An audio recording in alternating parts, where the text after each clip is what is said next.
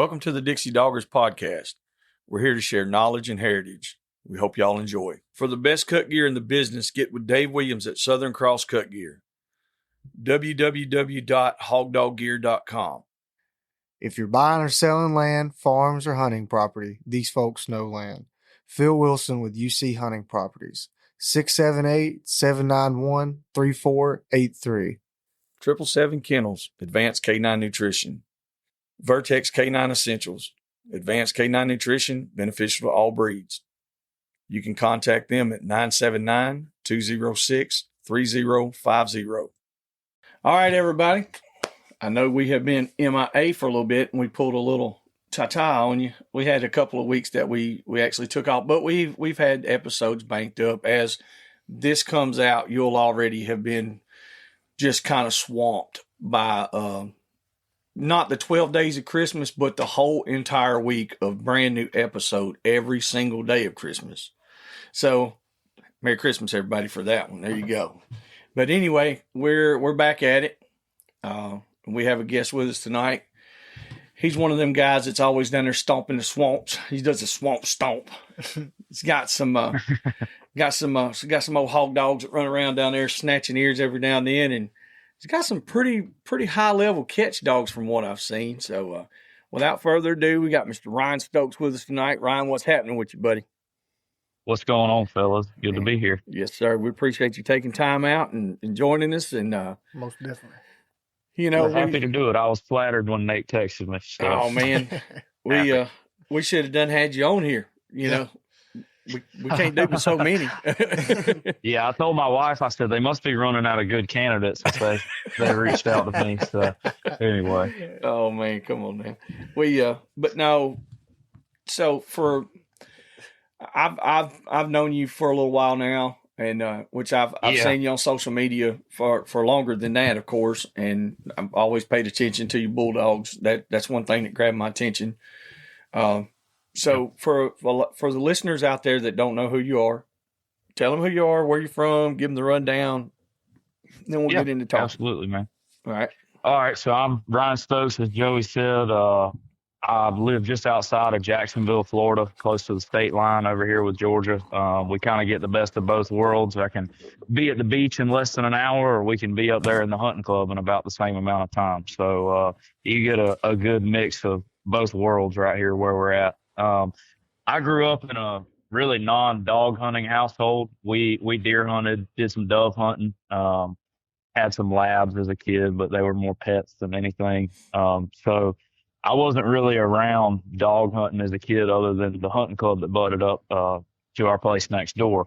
Well, I got going through things, and I rode horses competitively and everything as a youth in 4-H, and did that and had a good time. But about 2014, 15, I started going deer dogging with my cousin Dylan a little bit, and he kind of carried me out. I'd never really been, and we had the opportunity to hunt hogs behind some tree walkers too, and got to witness that and shooting with shotguns crossing the road. Really good time. And so by the time I got to the end of high school, a friend of mine that I had made friends with in school, his dad had bear and hog dogs. And so we started going a little bit, and I decided I needed some dogs, and the rest is kind of history, man.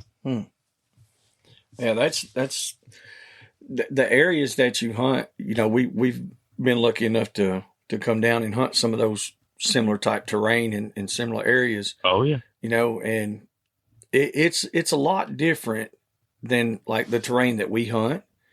You know, like we're in the hills. Like I said, used to call them mountains, and they're small mountains. But like I said, when you go to the big mountains, you change your mind. You're like, oh yeah, we live in hills. But it's such a drastic. They're not quite like heading out west, huh? No, sir. Well, I mean, even just going on up to North Carolina, Virginia, Tennessee, some of those places there, they have some steep, rough country. But it takes a different type dog to hunt where you guys hunt, and to do it consistently, and to have a dog that ain't a heart, that's for sure. No, it's not. So tell some of the listeners, you know, what you have to attend to, like the stuff you have to deal with, the terrain, And then what type dogs that you started out with, and kind of where you're at now with your dogs and why. Yeah. All right. Yeah. So down here in the terrain, I mainly hunt in South Georgia. I'd say 80% of our hunting gets done South Georgia, mainly in Clinch and Nichols County, some in Charlton. And then we do a little bit of hunting in Florida throughout the year. There's some management areas of different stuff we travel to and friends we go hunt with. But the main area is just outside of the Okefenokee Swamp over there in southeast Georgia. And it's pretty rough country, man. It's you've got pine flats and you've got tie ponds and strands creeks. Some of these ponds can be huge, these cypress ponds, and they get to be like a wall. And when the hogs get up inside of there, I've seen them run circles around for hours. And if they get bayed, a lot of times you're on your hands and knees going to them. Could be in the water, on your hands and knees and going to them. So it's interesting. It definitely takes a dog that'll stick with them, and you got to be able to beat the thick bushes. If they can't make it through the thick, they're not going to make it. And and we get lucky and catch some hogs out in the pine flats. Don't get me wrong; they come up in there at night and feed, but a lot of times during the day they're on those creeks or up in those ponds, man, and you got to go to them. So. I noticed that when I went down there with Cody.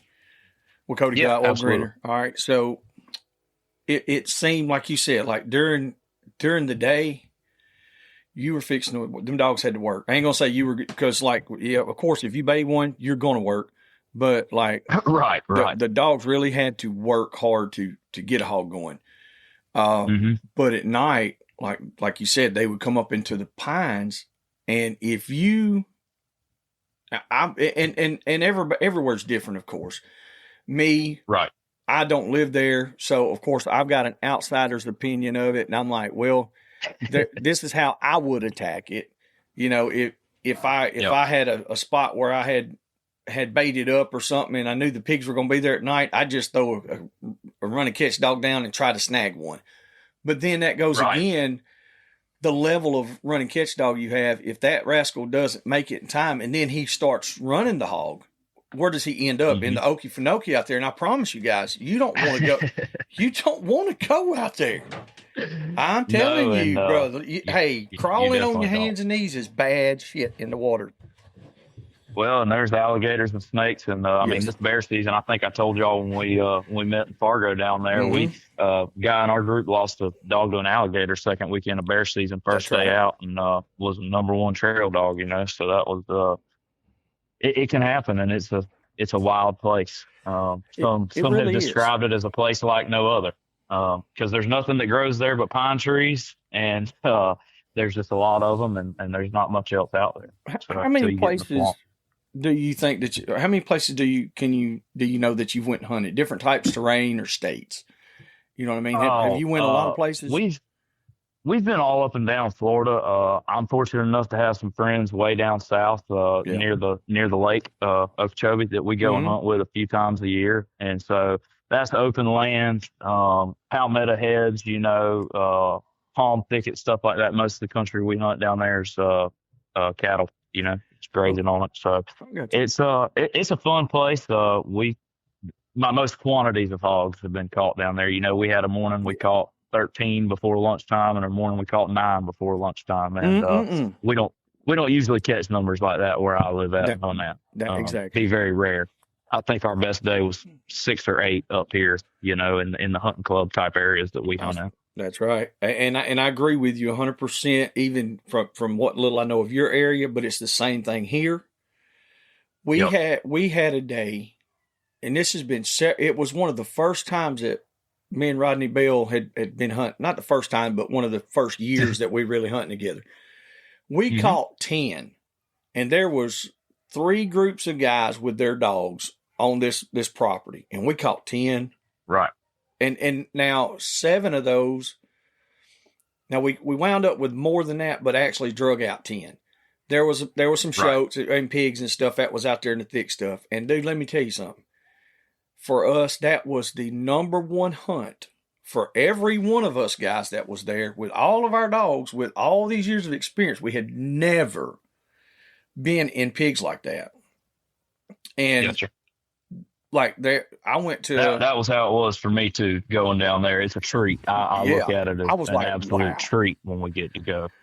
Just because it's not like that here. One of the Mhm. days we went out, actually the day we caught that 13, and I'll be plumb honest with you, we ran out of dogs before we ran out of hogs. Yes. We were ending the hunt, and there was 3 or 4 banged up pretty good. My bulldog was done. We didn't have another bulldog, and we watched a group of about 30 just run out 100 yards in front of the truck, moving from palmetto ledge to palmetto ledge. And it was just, it's just different. You know, you don't see that up here where we're at very often. So, it's a good time.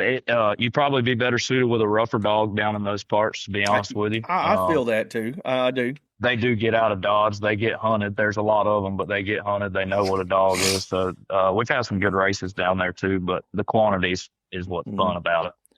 And you know, we said, I asked you earlier, you know, about, you know, is there something that you didn't want to talk about? He's like, if it's controversial. No. Now, I do want to ask you a question, and I'm not trying to throw nothing on you like that, but it's just honest to goodness question, because like you hunt the same, I'm not going to say the same terrain or any, it's kind of the same deal. Like if we catch 1 or 2 good hogs for the weekend, we had a great weekend. Heck man, like nobody's complaining. Like if we catch a couple a day, dude, we are doing good. We don't have the hog population here, the density of it. Like you guys in the area like Fargo and those areas, there's more hogs, but they're harder to catch. You know, here we just yes, and here we just don't have the hogs, so we just got to go. Once we find them, generally we get them caught. But I have seen several little remarks and little things here and there on social media. I seen one the other day where a guy had a young dog, and he was like, hey, you know, my dog bayed this pig up. And I was like, man, that's awesome. It's a young dog. But then he turned a positive into a negative, because he was like, yeah, and it didn't have to run it for 18 miles at 20 miles an hour, like all these, you know, blah, blah, blah, blah, blah. And I'm like, and it didn't have to range out for a mile and all that. And I'm thinking to myself, I'm like, well, that's good. You have a really good property. But will that dog do it anywhere else? You see where I'm getting at with it? It's like, do you really feel like there's something to that these guys that keep on, you know, they talk all this trash like, oh man, we catch all these hogs and our dogs don't have to do all this. Well, how important is your property? Right. I definitely think it's very important. I mean, you can't go to the middle of an empty hog area and expect that, I'm going to put feed out and there's going to be hogs here. It's got to be a habitat for them. I mean, we run into it too. You know, sections of the hunting club on the boundary where you might have feed out over there, but they're not going to stay there because that's not the prime area. They're going either right there back across the boundary to the prime area that's in the other club or somewhere else. But your property definitely plays a big role. I would say as I hunted longer and got more properties, my dogs got better. Obviously, having some bigger properties to be able to let a dog run too, I think makes a difference in the caliber of dogs you can have. You know, if you're constantly having to pick them up at a boundary, it makes it tough. And I mean, we all run into it. You know, it's going to happen. But when you can get some area where you know, hey, there's been a group here, and I can turn these dogs out, and if they're willing to do it, they're going to have the opportunity to finish it. That's when you're going to really find out what's there too. So, no, it definitely makes a difference. Those guys in South Florida, they got some great dogs, man. I've seen some fantastic dogs down there. Yeah. And it's just a different style of hunting. Most of my friends down there, like I said, they'd prefer a dog with a little bit more bite to it that's going to catch your average hog and not back up and bay. But I'm partial. I like running bay dogs with a bulldog. If he's 150 pounds and got a little fight, I want him to back up and bay. I'd rather go to a bay and listen to it and walk my catch dog in. But if you're trying to remove hogs somewhere like down south, I mean, the most efficient way would probably be to have some half bulldogs or some real rough cur dogs, that are only going to bay when they're fighting for their life. So, well, I mean, that's like, I think you said it best right there. If you're removing hogs instead of hog hunting. And there's a difference.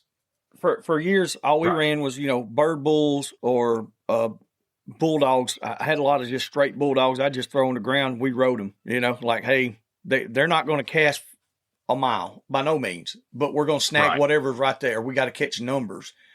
And going from that to, hey man, let's just let's have a good time. Let's not get the dogs all beat up. Let's listen to a good race or a good bay. Well, it changes, and I think a lot of guys they get closed minded and I'd say kennel blind because they think that we can all be guilty of that. Yes, brother. I have plenty times. It's easy to do. Yes, but like you said, especially when you hadn't seen much of it, without a doubt, that I think that there lies a lot of the problem. A lot of the guys haven't went anywhere besides, within an hour. When I say around the house, I mean like within a couple of hours of where you live. You know what I mean? I remember the first time going and hunting in Texas, the drive home, I'm just thinking about, well, I'm looking for new dogs. You know what I mean? I'm going home and probably getting rid of everything that's there. Yeah. And, but it's different styles in every place too. Mm-hmm. So, but I have no doubt most of those guys, the dogs down there that I've hunted with will succeed right in the places I'm hunting too. So, yeah, I think a lot of it, just like you said, has to do with, you got a dog that has prey drive and hunt drive and a natural ability. Wherever you put it, it's going to succeed if you got a good handler. And that's to me, that's one of the biggest deals is who's hunting it. Right. Yeah. And you were talking about the mountains too. My dogs do fine down here, but I don't know how they do in the mountains. A friend of mine moved from Central Florida, Cocoa area up to North Carolina recently. And there's a few hogs in that area where he's at. He only kept 2 of his cur dogs, his older 2 males. And well, they've been up there. And the first couple times he took him out, his older dog, he said, I didn't think he was going to make it home. He kept running off of rock faces and just taking a tumble and not knowing what's up.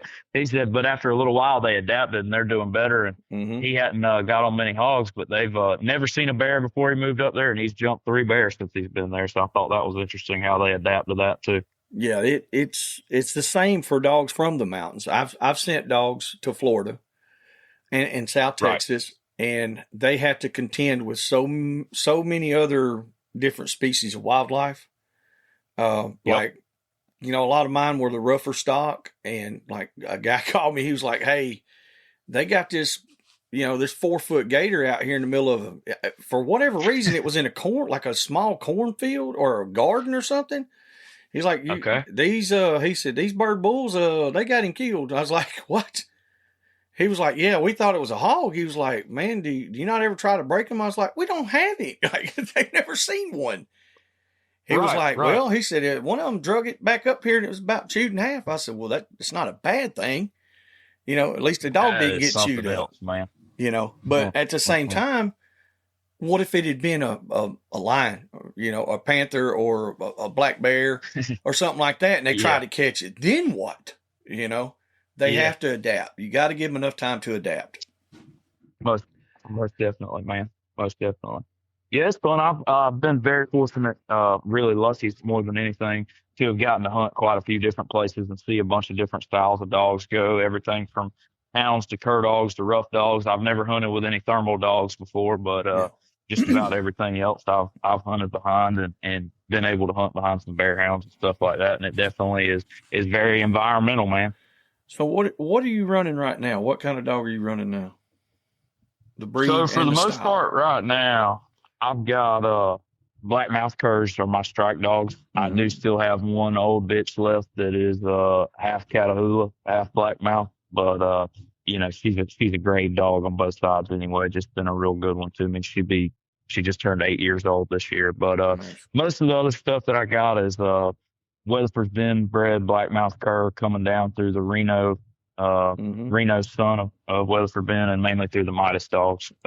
Folks who know the Reno dogs will know who the Midas is. But that's mainly what I've got now. And I've got a couple of them that are a little on the rougher side. If you put another dog with them, they're going to try pretty much whatever and size it up. But for the most part, they're gritty bay dogs are what I'm running. I don't want to bay a 60-pounder.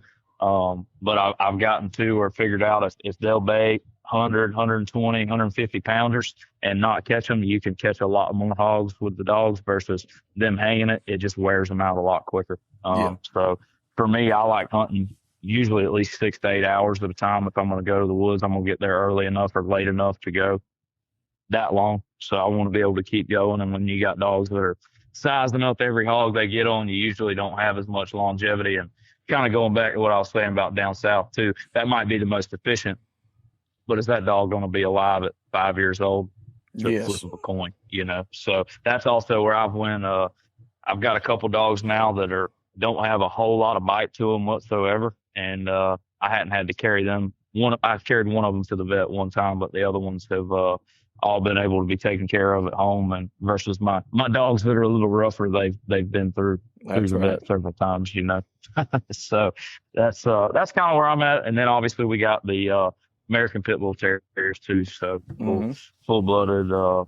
Get into that couple different strains there. I haven't. I don't have anything special. I've just taken what other people have that was working and put it together and just kind of blending some things and trying them over here. There's really same thing with my cur dogs, man. I'm not more than about 2 generations deep in anything, so I've just been super fortunate to get a hold of some good dogs that other people have put a lot of time into them, and I'm kind of just molding them into my style and what suits me and adding little things here and there. Mm-hmm. So on your catch dogs, like the American Pit Bull Terrier. Yep. So you run more of a older game line style dog. Yeah, they'd be game stock dogs. Yeah, for sure. not real big dogs. But they look like they're good size. The ones that I've got are bigger. Yeah, they're good size. I would say the higher end for an American Pit Bull Terrier. I mean, there's not many true bred ones that way that are as big. There are definitely some close, but my dogs are all. The ones I'm feeding right now are 60 to about 65 pounds when they're conditioned. They males and females. Males go a little closer to 70. I just bred my Big Black female to Tom Garner's Viking dog.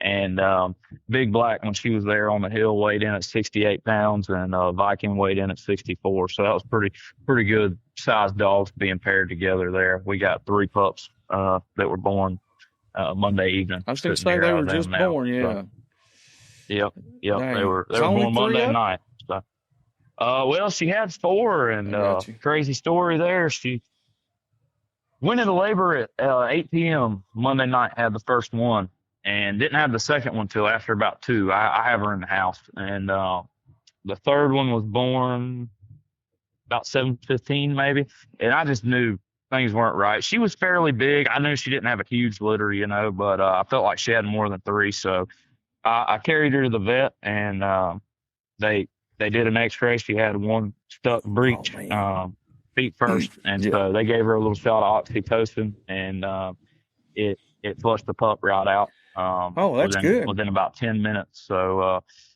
big guys that are breeding, making a lot of litters. I would say I've been told from a couple people now since then, if you have access to that oxytocin, it's not a bad thing to have, and it makes for a very quick, helpful litter for your female. You give it to her and have all the pups within an hour or 2. So from here on out, I will be instituting that practice. Yeah, it's a good thing to have. When we used to breed quite a bit, made sure, and I had access to it.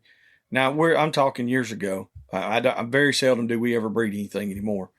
Right. With that being said, though, I've got one we're fixing to stick this week. So, yeah, between what are y'all making? What kind of cross? I cannot tell you. I can't. Right. This is top secret. Oh, okay. Bro, this right All here. right. Look. Well, maybe off the air. Huh? Look, when I show up in Fargo, it ain't gonna be how far it goes. It's gonna be like, my God, it didn't go far. It ain't gonna let them go far at all. Huh? No, I'm just cutting up. I got accused of talking my dog, old Rick. Everybody's like, "Oh, you brag." I was like, "I ain't bragged on him one time. He does what he's supposed to do, but he ain't no hog dog yet." I think this coming year he'll probably start to get into that. But I am going to breed him this week. And you have to bring him down to the Flatwoods and see what he'll do down there. We'll put him on a race, and I'm excited too. I really do want to bring him because he's got enough room. He can really stretch out. Here, it's like you said a while ago, when you have to go pick a dog up because of property lines, it's not that good. But we do have a couple bigger areas. Especially with a hound dog, it's hard. Yes. And got to have the tract land, man. I mean, that's down right. here too, no different. I've been very fortunate to hunt behind some guys that have some real nice hounds. I enjoy watching a good hound go, a deer hound or hogs or bear or whatever. I love the sound of one. It's not the style I chose to hunt, but I sure enjoy it and appreciate it. And I get the opportunity to take my bulldogs into some hound races here and there every year. So. I have given away probably close to a dozen or maybe a little more of absolute finished hounds that were phenomenal because they barked. They barked. I wouldn't have them. I was like, I don't want them. And, I would acquire them through a buyout or something like that. And I was like, were you trying to find a silent one? Is that what you were doing? No, I didn't want a hound at all. But now you just ended up with them. I ended up with it. And I've told a little bit of the story. I got Rick and his brother to run in the fox pens. Well, right. Man, it's a 5-hour drive for us to get to any, at least. So I was like, man, I can't put him in there enough. So I was like, I can't do him justice. Let me find somebody who can put these dogs to work. I tried to give him away 4 or 5 times. And finally, we went to Logan Campbell's. I threw him in a race. He had never seen hogs. He took off. He done good. He hung in there all day long in triple-digit weather. I was like, this is ridiculous. Because I figured I was listening to Logan because Logan knows what he's talking about with these running dogs. And I was concerned with the heat. And he said, it ain't going to bother him. Watch. And that, I'm telling you, that dog, they run like it did, just like it didn't bother him. We picked him up at dark. So that's something else. I carried him to Arkansas. Was it real wet there? It was at the Mississippi-Louisiana state line, and it was really dry then. Like it was during a drought. That's very impressive. It was to me. First off, I was impressed with Logan's dogs because we'd done run them for 2 full days before this. Right. And I was like, you got to be kidding me. And I'll tell you, we threw a couple cur dogs out there. One of them was Rodney's cur dog. And that dog stayed in there for about a 5-hour race with those running hounds. Now, she fell out of the race, but like I was just, dude, it's what our dogs needed to travel and go. And it's also what I needed to see. Because I was like, this might not be a bad thing because he didn't really bark a whole lot. And I got to know, and yourself. Oh, yeah. Most people say, man, my dog is silent. Well, that dog is silent. And I've had dead silent dogs for many years, and I've had some that were mostly silent. They can look at it and they'll start yipping a little bit or they open up, blah, blah, blah. But anyway, I wound up with him, decided to keep him, carried him to Arkansas, and the rest was history. We turned him loose. I think 4 times. We had 4 pigs. So can't beat that. No. And then we carried him to Texas. He did his job out there. Carried him to Georgia. I've carried him several places. He's done pretty good. It's consistency is the thing. It's not like Does he have a good bay to him, or is he blowing the lungs out of him to bail? He usually he's going to have to run them on and push them out. You know what I mean? He's got to run the lungs out of them. It's not going. He's one of those dogs, and the reason I was even kind of high up on him, and the other people that have hunted with him, the reason they are is because I just put him by himself. I don't run a pack of running hounds. I don't run 4 or 5 running walkers. I run 1, and I don't run no other dogs with him. I run 1. And we can leave and go somewhere else. I've killed deer in front of a couple dogs, and I've killed deer in front of a whole pack. Yes. And same thing. You're not going to push that game. It's not going to run nearly as hard with just one hound on him versus a pack of hounds. I mean, so you're conserving that dog, too, in that aspect, in my opinion. We got in a spot in Georgia, and it was like a 60. It might have been 80 acres. I think it was about 60. And it was a sorghum field. And he kept that hog in that field for 5 hours. Great day. The hog, well, I mean, it would not come out. But he never had too much pressure on him where he would blow out. And we just... Is he pretty cold nosed, or is he just a real deep casting dog? Both. Both, yeah. And I didn't know all this. Like I said, I'm used to running a lot of, hotter nose cur, which we have some colder nose cur dogs. And we have some cur dogs that will cast. they cast pretty good. Uh-huh. Well, this rascal here, there's some guys that come, I don't know, a few weeks ago, month and a half ago, and I told him, I said, well, we were talking about just dry casting. It was Christian Lanier and them. And I said, well, we're going to go to the farthest end of this property. There's no bait, no cameras, no nothing. We rode around, tried to find a track, could not find a track. I said, we're going to turn him out right here, and we're going to leave. And here in a little bit, we'll come back. He'll have a race going. Well, we turned him Go out. hunt the cur dogs for a little while, huh? That's right. And it took about 20 minutes, and then all of a sudden he opened up. And then it was on. And they were like, you got to be kidding me. I said, man, it's not that he's that great of a dog, and because he's not. He lacks several different things. But at the same time, he's one of those, so far, I'm going to knock on wood. This was the first year that he's been hunted. I started him in January. Right. And here we are in December. And he's an older dog, right? Yeah, I think he's about 5, Is it? Yeah. That's 4 or 5 I was thinking you had said that. Yeah. And he just kind of took to it. But now he has run a deer. Now, when he's running a deer, I can tell you, because he is screaming. Whole different bark. It's like a whole different animal. And so I'm just going to cross him with a game dog. And you see what I'm getting at? This will probably get me in trouble, but I mean, you're basically just going back to the roots, man, of a cur dog. Exactly. No, it's the truth. The Florida cur was a mainly red bone bulldog, is what they come from. I mean, that's the foundation, is a hound and a bulldog. So we've got a few crosses, and they have hound and some Catahoula in them, and a little bulldog. Red bone, Catahoula, and a little bulldog. And then I've got some friends of mine, I got to noticing this, and they would have like a half plot and half bulldog, and it'd be a phenomenal dog. And then there's somebody who had one that was half and half or whatever. And I got to thinking, I was like, well, half and half might not be what I want, but it gives me something that I can breed something else to. I can knock it back down to a quarter if I don't like it or whatever. I said, because the only thing I see that the dog is missing that I like is he ain't got quite enough bite. I don't like a walk bay. Right. Yeah, I hear you. I just don't. I'm sorry.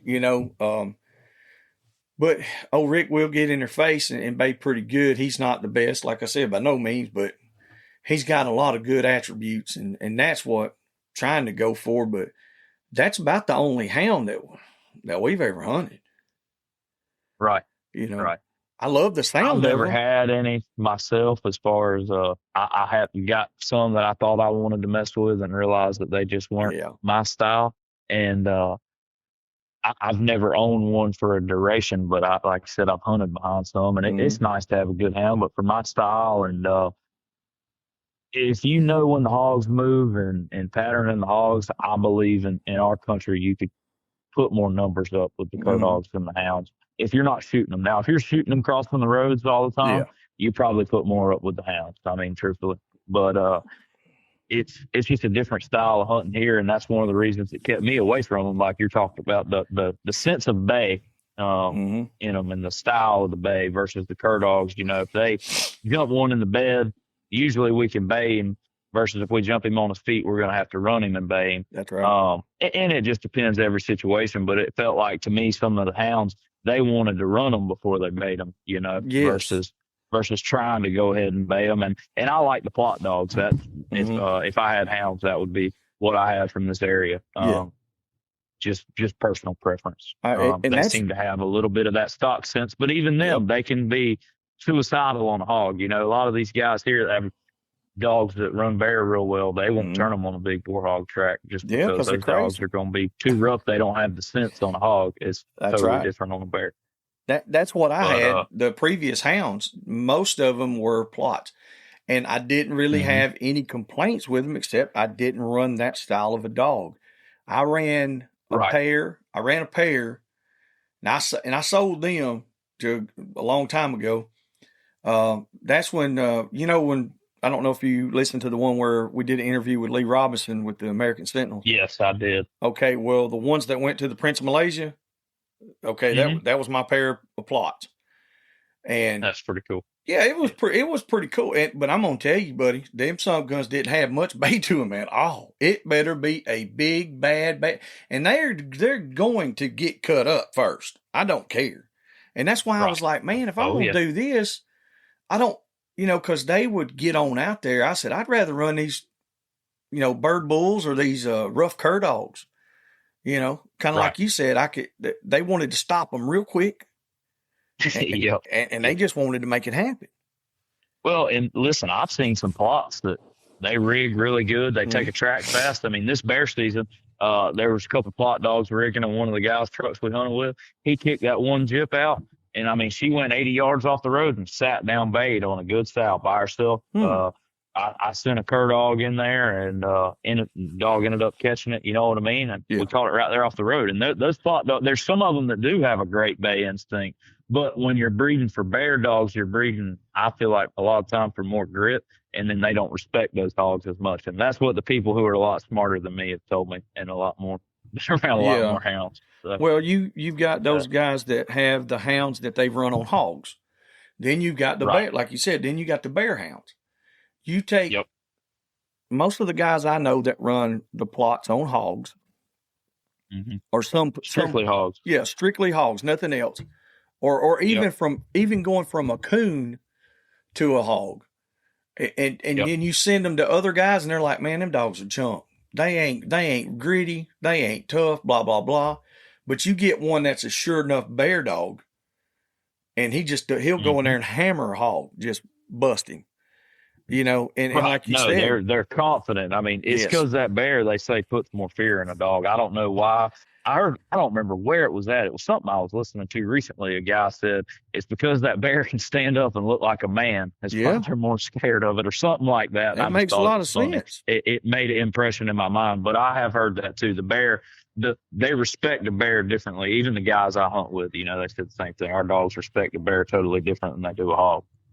Yeah, I would have to agree just from, what little I know.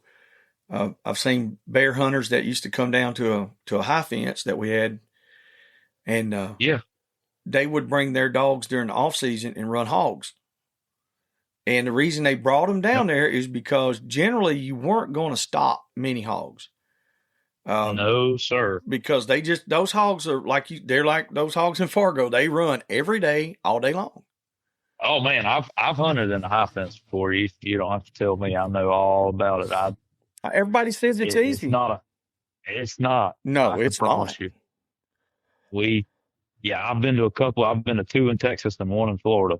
And it just so happened one of the days we were there in Texas, we got the opportunity. The group I was hunting with, they got a call and they're like, hey, the guy right next door, whatever, come hunt these two pens. He's got hogs. They're trying to get out. They had just net wire fenced. And I mean, we caught one hog in one of the pens, and we busted up a big group, and the other one caught a couple off of the group, and they scattered and ran like rats after that. And the one here in Florida, it was some friends of ours actually had a family friend had a pen, and they had one hog left in it, and the guy out there had shot it in the back leg with a 22 Magnum. And we went out there and ran that hog for a couple of hours, and he ran loops and circles and all that. And finally my dogs just, he ran circles in the same area so long, they just didn't have the nose to figure it out, really, truthfully. And that's been several years ago, but it wasn't an easy, I can promise you it wasn't an easy hog, an old pen hog like most people think. Yeah, and that was a bigger pen, that was 1,100 acres, and the ones in Texas, I think, were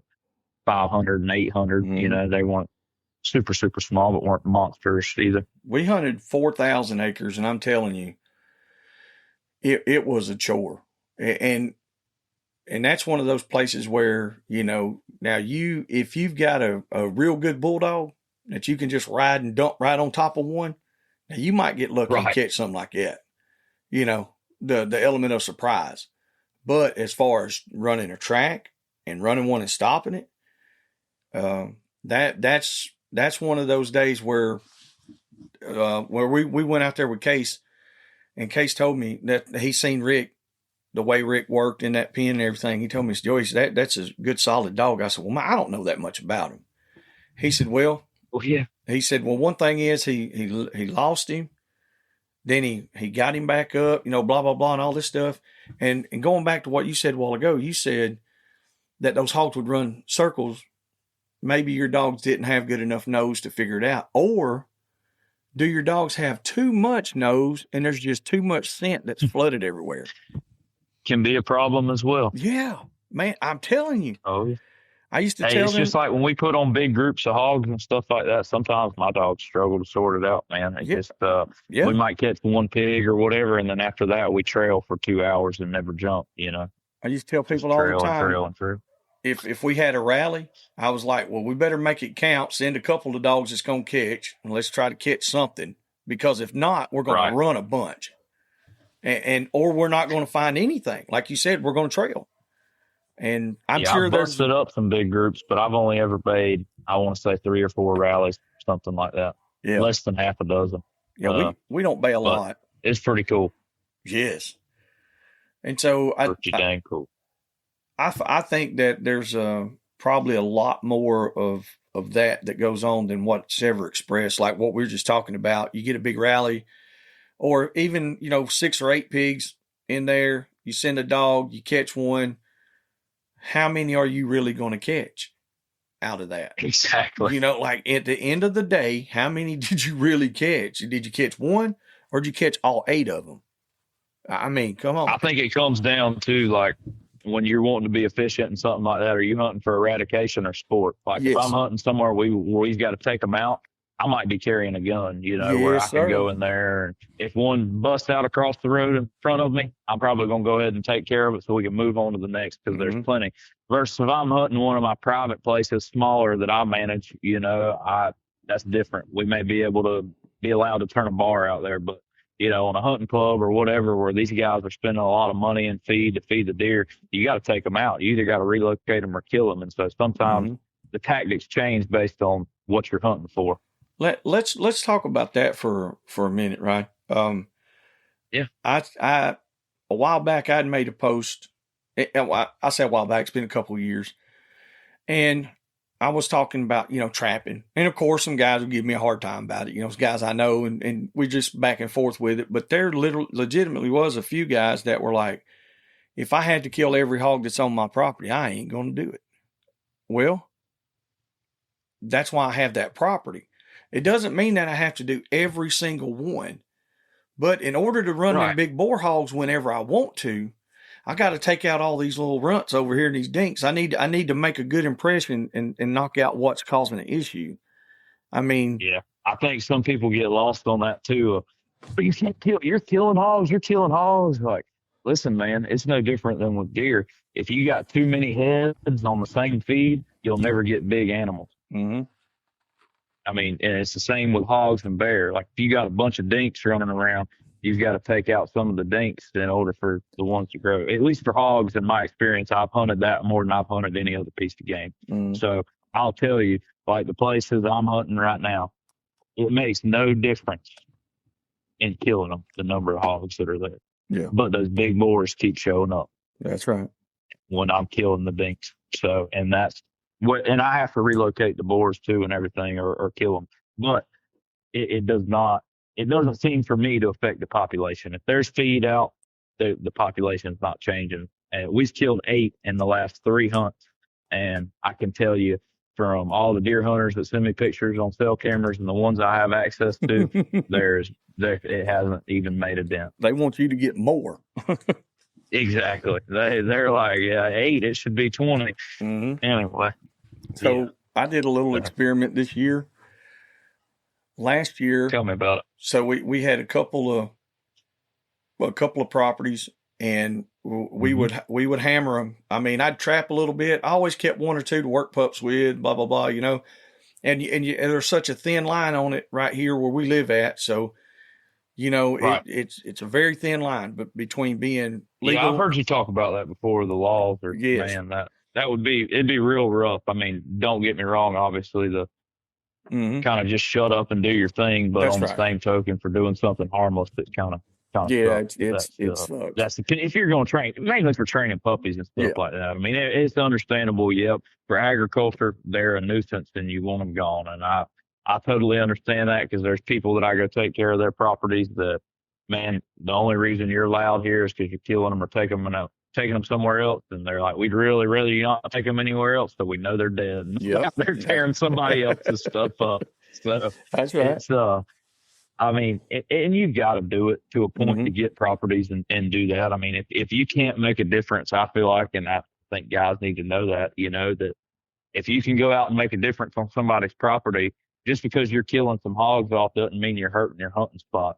Exactly. It may lock it in for you. And I think that's something to be conscious of too. There's a lot of, you get some flack when you start killing a bunch of hogs and all that. And I really don't think it hurts anything if you're not in a desolately populated area like what y'all are hunting in. Well, see, where you're talking about, you may find one track to put out on. I don't have that problem. If I've got 5-6 hours to hunt, as long as we don't get on a long race, I should be able to go cut at least 3 or 4 tracks and jump better than half of those. So the places that we got one spot that we always catch big boar hogs on. We always, I mean, they're usually, and we have literally over the years on say 12 to 1,500 acres total. I mean, it's probably more hogs have been knocked off of it than any other place. Well, the past year and a half, we kind of slacked off. I was like, well, let's see what the difference is. So this year, there was probably maybe a dozen all year taking off. Right. There's less hogs coming hit the feed. There's less hogs on camera. Now, there's still hogs that come through. About once a month, they'll hit this one certain area, and there's a big sounder, real big sounder. But when we were steadily knocking them out, there was anywhere from 10 to 25 at a time every week, and it was different ones. Sometimes I'd have 3 or 4 groups that week come in. And when we stopped taking the numbers off, the hogs slowed down coming. It's just like when you got all these does, you're not going to have that many big bucks. Exactly. The more does you take off, the more big bucks you have. And I promise you. I mean, the QDMA has proved that. It does. Killing a number of does to every buck, depending on your area, makes a huge difference. I mean, it's a numbers game of feed. So would you rather have less hogs and bigger ones, or would you rather have a lot of small ones?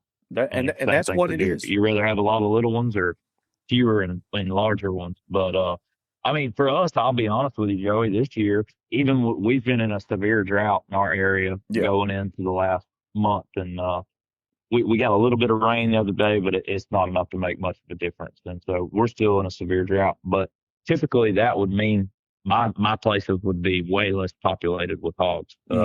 Just with the water table and where the big rivers are and everything like that. Well, every place that I'm hunting this year, the hogs are worse than they have ever been any other year I've hunted.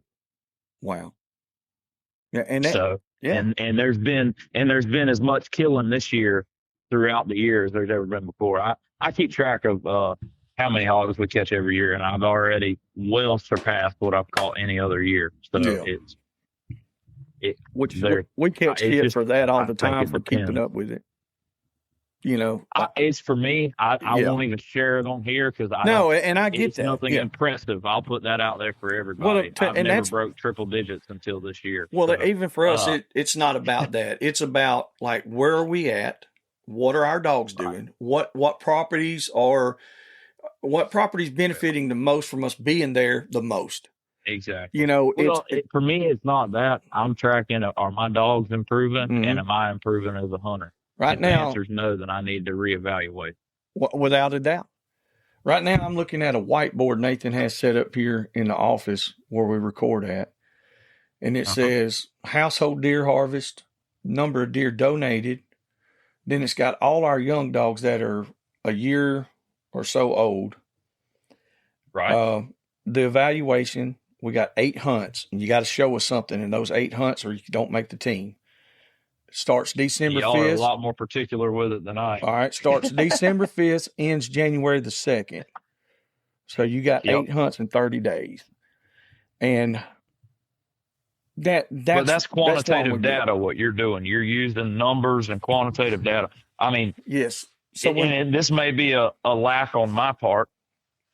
I don't track any data with how many or what dogs caught how many hogs. I only track the number of hogs we put our hands on every year behind the dogs that I own. So if I didn't have a bulldog or a cur dog on the catch, I don't put it on my list. It's just for me personally, sure. for shit, really for shits and giggles. That's what it comes down to. Well, but I don't even keep track of the miles per hour my dogs run or anything like that. Yeah. So that's the only statistic I keep is the number that we put our hands on every year. So the reason that we started doing this, and because, like I said, we can't, there's a lot of people that think we're just, like, oh, they're just talking trash and all that. No, it has nothing to do with that. It's the creation of a breed that we're going to. We have a goal. And so having that goal, not a breed, but a bloodline, Right. Well, no, it's going to be its own breed, like 100%. I've done this. I was talking about for me. Oh, I was talking about me. I was like, no, that's where we're going. That's how retarded. That's how messed up I am. No. I feel the same goal, just with a bloodline, not a breed. Yeah. No, and that's what it really started out as was the bloodline, and I still just don't feel like I can achieve that, even though that we're close. Fairly consistent, blah, blah, blah. But it's like, there's a few things, and I'm going to start handing a few more dogs out for people to try, and they're specific dogs. And that's the thing about it. So we had 2 litters. Every single puppy turned out, both litters. Phenomenal. That was great. That was, I feel like that's as lucky as anybody can get. You mind if I interrupt you for a second? Go ahead, do whatever.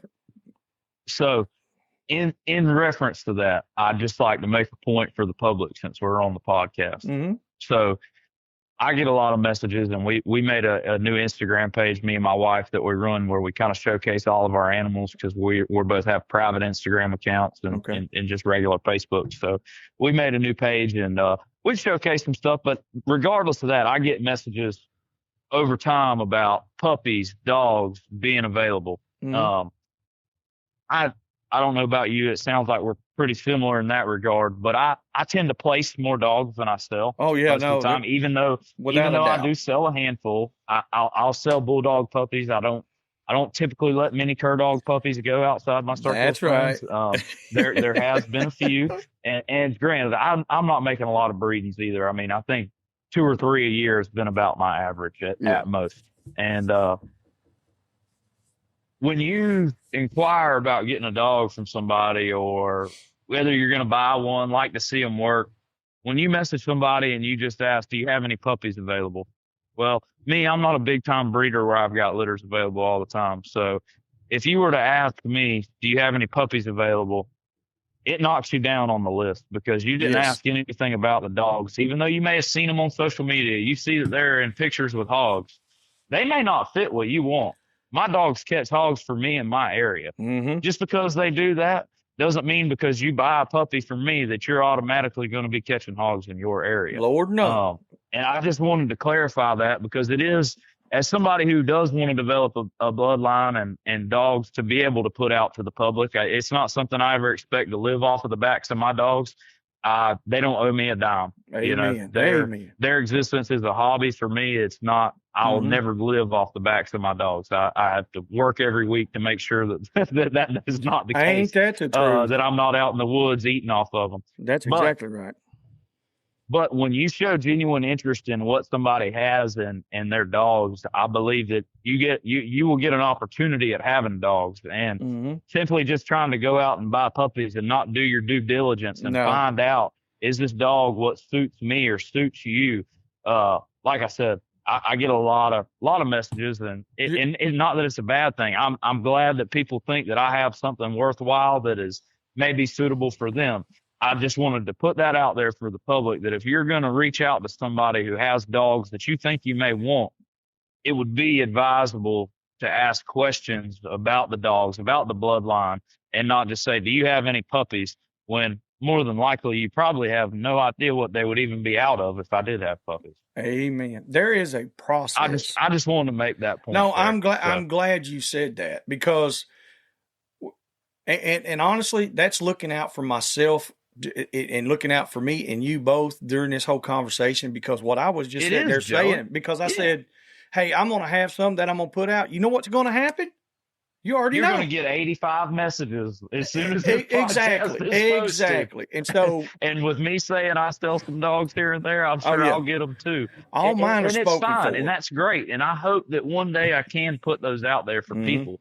But I also, here at my house, any of our females, me and my wife basically have a rule that if we're not going to keep something out of the litter, we don't make a breeding. That's if you don't keep what you're breeding, if you don't keep at least one, how do you know what you're doing? And same goes with every kennel, every stall in our pens is a genetic contributor to our program. If they're not, they will not stay. They cannot if stay. They don't, I have a couple right now that are between 2 and 3 years old that I'm picking through 4 dogs. And more than likely, it's going to come down to 2 of them, and it's going to be the 2 that are going to contribute theirs on. And the other 2 will likely go to friends of mine, and they'll be good dogs. They'll be good using dogs with the connotation that I'd ask that you don't breed them because they weren't at the standard of what we want to pass on to the next generation. Exactly. And what happens in that situation, and I know why you say that, is because somebody gets a hold of them and they breed them up and they say, man, that's that stuff Ryan's got all over Instagram, man, same stuff. You can get it right here. Well,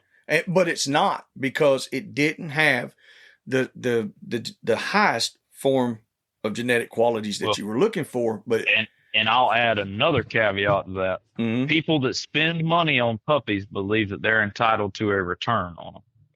Oh, when you go out, if you're charging a premium for a puppy, people think that because they paid a premium, they're entitled to breed it. Yep. Let me tell you, I have culled dogs that I have paid good money for. And that is part of this game. If it is not up to snuff, it should not be bred. It doesn't matter what is in the pedigree. And adding to that, there's a difference in brood stock and using stock. You've got dogs that are going to be average, but they're bred to the hilt, and they're maybe even bred a little too tight. Their offspring are probably going to be better than they are. Yes. But you do need to make sure that they're at least average, because that is the thing. I mean, when you breed dogs that are heavily line bred or inbred, you may have a dog that's average that anytime you outcross him or her, you're going to end up with exceptional. Yes. And in order to end up with an exceptional, you have to have consistently average. Yes, without a doubt. Let's go into that right there, because we get caught up in conversation on here all the time. Hey man, I'm here for the long haul, brother. You know what I'm saying? Because I'm always just I go off on these rants and this crazy shit, and I'm chasing rabbits and squirrels.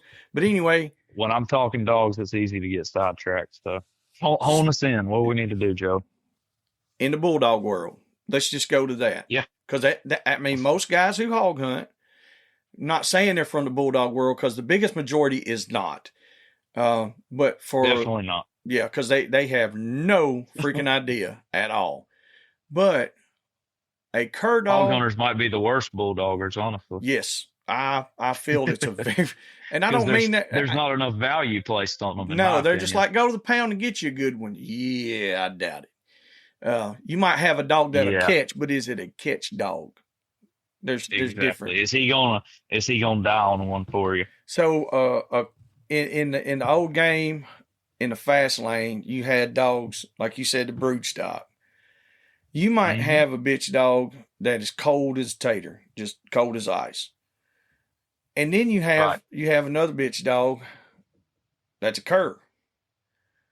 And I seen this, my buddy over at Catch Dog Concepts, they had a little discussion on this, and I never got to listen to it or nothing. This has just been maybe a week or two ago, but I wanted to discuss a little bit on that, because I feel like that's a really good thing to talk about. The difference. I think it's overlooked. I do too. A dog that's cold means that it just has no interest in starting. Doesn't mean that it won't or that it's not bred for. It just or that it can't. Let me rephrase that. It just don't want to. You know, Right. A dog that's a cur generally has engaged and just quit or beat the back out of the box trying to leave or whatever you want to say. Or in the hog dog, Well, I guess as the soon as it gets easiest hit, it point to that quits. is there was plenty of losers that were still game, Yes. is what I can say. So There were losers that were still game in that world. Now, when it comes to the blackmouth, the cur dog world, they've got to, like I said, at least have an average, slightly better than a pack dog performance. Yes. You know, in my opinion. But when you're working those dogs that are super, super heavily bred, you've got to have that connotation to know that the likelihood of them being the superstar is unlikely, and that the likelihood of their offspring being the superstar is far more likely. It's far more likely. And that's just my opinion. No, I don't even think that's really. I think and most of that comes opinion. from other people. I just want to say that. Like I said, man, I'm just a sponge. I'm reciting things that I have been very, very fortunate and blessed. Well, the and guys you're I'd like around, to put that out there too. The good Lord has blessed me with some great men and mentors in my life, and dog men and people that I didn't deserve to be around, and I was able to. And you're around top notch stuff. I know that. You know, yeah. And so it's like, I mean, for example, talking about my story starting hog hunting, Joey, you know, I got my first dogs in 2017, and my cousin that I told you got me into deer dogging, he's real good friends with our mutual friend Cody Godwin, and they went to high school together. That's how I know Cody. Basically, Dylan got Cody to take me under his wing a little bit and take me hunting. The first real big, true, nasty boar hog I ever caught was with Cody Godwin. Really? And I've still got his skull sitting right here above the cabinets in the kitchen right now. And it being able to be with people like that who teach you how to hunt, and I'll give Cody props because he hunts as hard or harder than his dogs do. Yes. And when you learn that, I mean, there is an art to hunting dogs. You don't just go to the woods and turn them out. And I was raised, like I told you, a non-dog hunting household. And we had a negative connotation to dogs as a private landowner surrounded by a dog hunting club. And I couldn't be further from that today. As far as in my family too, you know, it's a great thing, and it's not a lazy man sport. No. Put it that way. I think it gets portrayed as that very often. Oh, without a doubt. Man, especially like during deer season, you hear so much about the negative side of it, but you know, with steel hunters, you know, they're complaining about the guys running deer dogs. That's a lazy man sport and blah, blah, blah. Get out there and stomp through them briars. Bro, you won't even track a deer. You won't even track the son bitch. You got to call somebody with a dog. And you think that these guys that own these dogs really just sit right there in the truck and don't do anything, really, for real? Come on. Well, it's massively misperceived, and the action of keeping those dogs throughout the year in order to only have maybe 3 months of time to kill game in front of your dogs is that's a big commitment, and those guys spend a lot of time. And the flip side of that is where I live, there's dogs that get dumped after deer season. So hunters do need to do a better job of portraying our image good, because I've seen the sorry side of that too, that at the end of deer season, there's strays showing up in my yard because, you know, it's over and they'll find some more next year. And that's just unacceptable. Yeah, that's not, I mean, if it's to that point, cull it, move on. Honestly, I feel the same way, but you know what it means is it's a coward that can't cull a dog. Yes, 100%. It's one of those things where it sucks. I don't think anybody should enjoy it. If you enjoy it, nobody's ever enjoyed it. If you enjoyed it, you're a messed up individual. Yes, without a doubt. And I use the same kind of. I don't know. I told a guy one time. That's an issue with no kill shelters too, man. Yes, it's the same in the horse market. I come from the like I said, in horses longer than I've been in dogs. And when the slaughterhouse is shut down, the value of horses drop. Because of quality. And that's not good, because you're talking about the genetically elite horses are now dropping in value because the ones that have no really use in the circle are flooding the feed bill. Well, you can't. I had an old timer tell me, Joey, that your coal pile is the fertilizer for your dog yard. literally and figuratively. 100%. I had a guy call me last night. He said, "Hey, we were talking about some other stuff." He said, "Hey, that Lacey dog, no good, huh?" I said, "No." He said, "Okay, I just didn't see any updates on it." I said, "No, man." He was like, "Okay," and that's the conversation between two guys that do this. It wasn't like, "Well, man, what happened? Well, why?" No, that's not it. It just it didn't work. Wasn't up to snuff. Let's move on, and that's it. That's all you can do. If I send you a dog, and to be known, the people that same thing. If I send you a dog, all that I ask, if you didn't buy it from me and I send you a dog, if it does not make what needs to make, you do what needs to be done. Yes, and that's all there is to it. And that's all I've told people, that, man. And if you can't uphold that, you won't be in my circle of dogs. Amen. I mean, that's just really and truthfully. Or you will never progress because it costs the same thing to feed and take care of a poor one as it does a great one. It probably costs more, honestly. I mean, when it comes down to it really, because emotional heartache, dude, it's like, it's stressful. I unloaded this sorry son of a buck again. Yep. And I have been, I have went through those times where I hoped and I prayed. I'm like, this dog is going to do it. I know he's going to do it.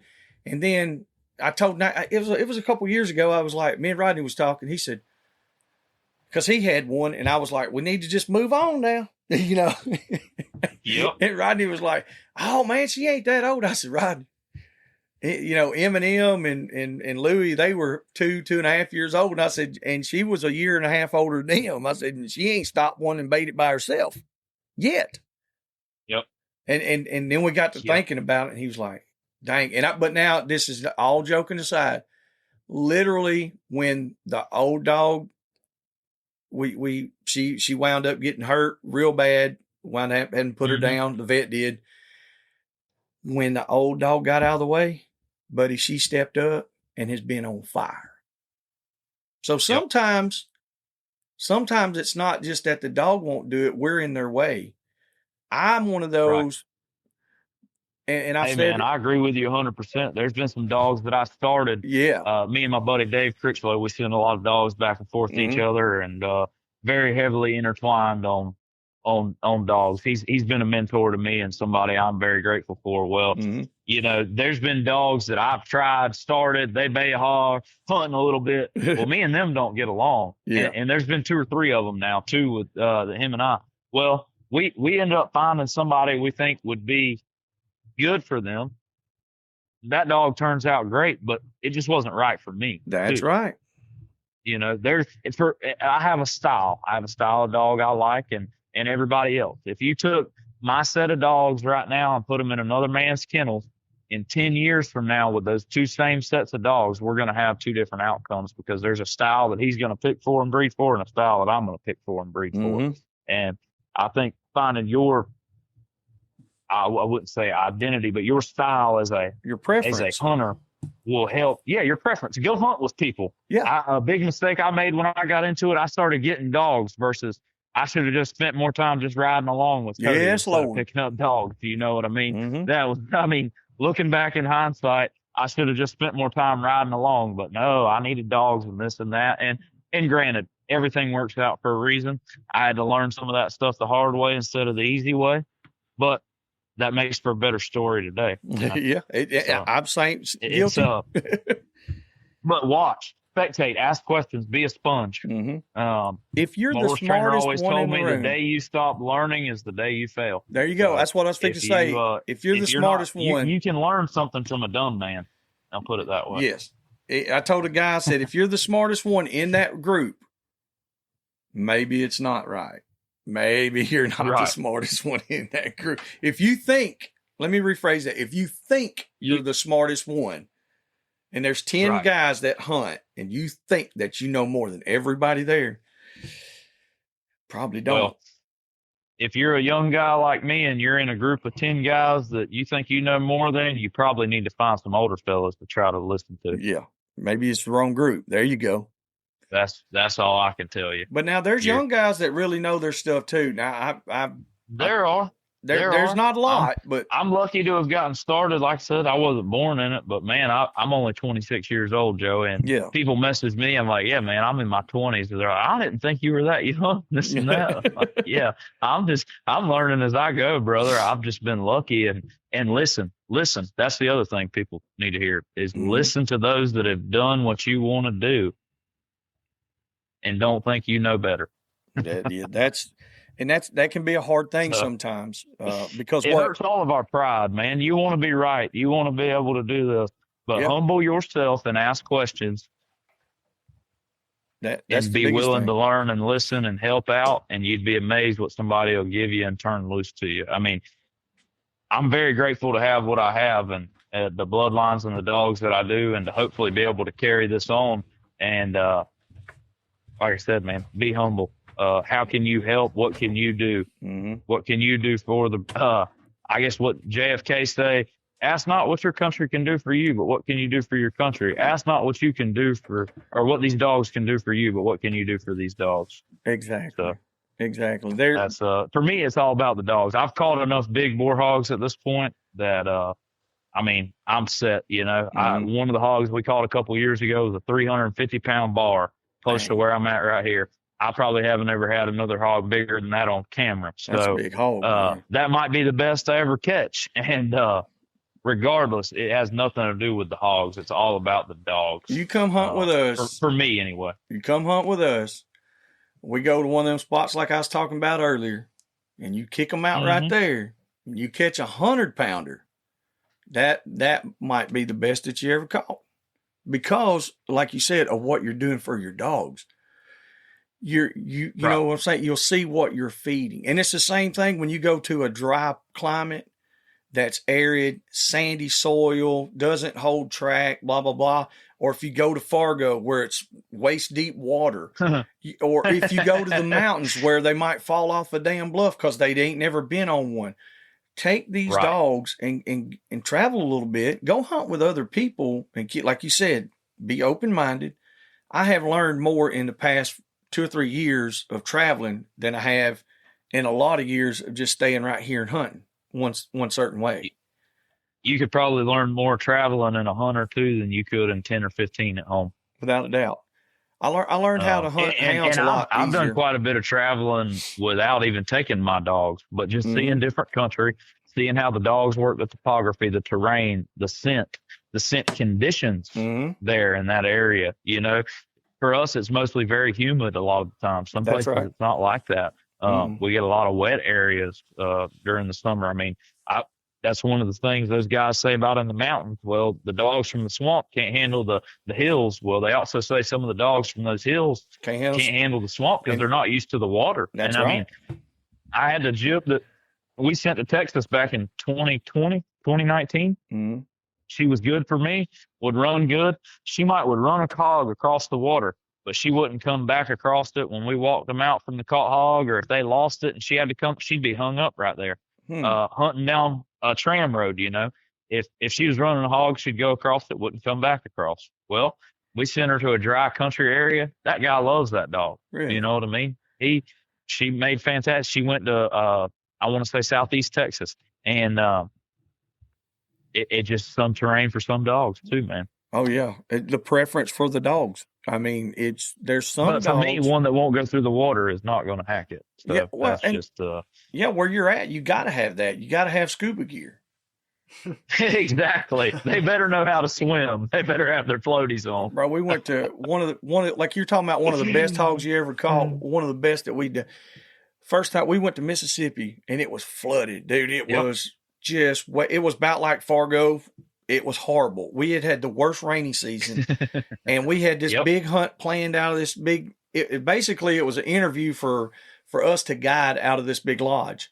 And we get over there, and everything is underwater. I mean, everything. And the guy looked at me. He's like, "Well, I guess there won't be no hog hunting." I was like, "Well, we're gonna try." What do you mean? Yeah. And now, keep in mind, I had one bird dog, one cur dog, and all Yog Terriers. Oh yeah. So all these rough pack. it was definitely rough pack. And we caught a little boar hog that weighed what, 100 pounds? Yep. Maybe. And it was the hardest hunt that we had done. And when that dog struck and ran that joker on top of water, I was beside myself. I was so happy because my dogs had actually performed. I had confidence. I thought I had more confidence than I did, because I was doubting. And then I realized I was like, if you trust them dogs, and you done your part, then they'll work. But I had one dog Trust your dogs, amen. I had that one dog, she had got hurt, but she preferred that wet climate. So she became a superstar right there at that. I could take her over at that country, and we were going to produce with her. Some of the other ones are. I can promise you, my dogs perform better in a flood than they do in a drought. Really? That's pretty wild. Oh, yeah. They're not worried about, well, for us too, it's easy because the hogs are up on the hill. They're not in the bottoms and the swamps. Yeah. When we get about January, February, I think it's forecasted, the long-term forecast for us to get some real good rain.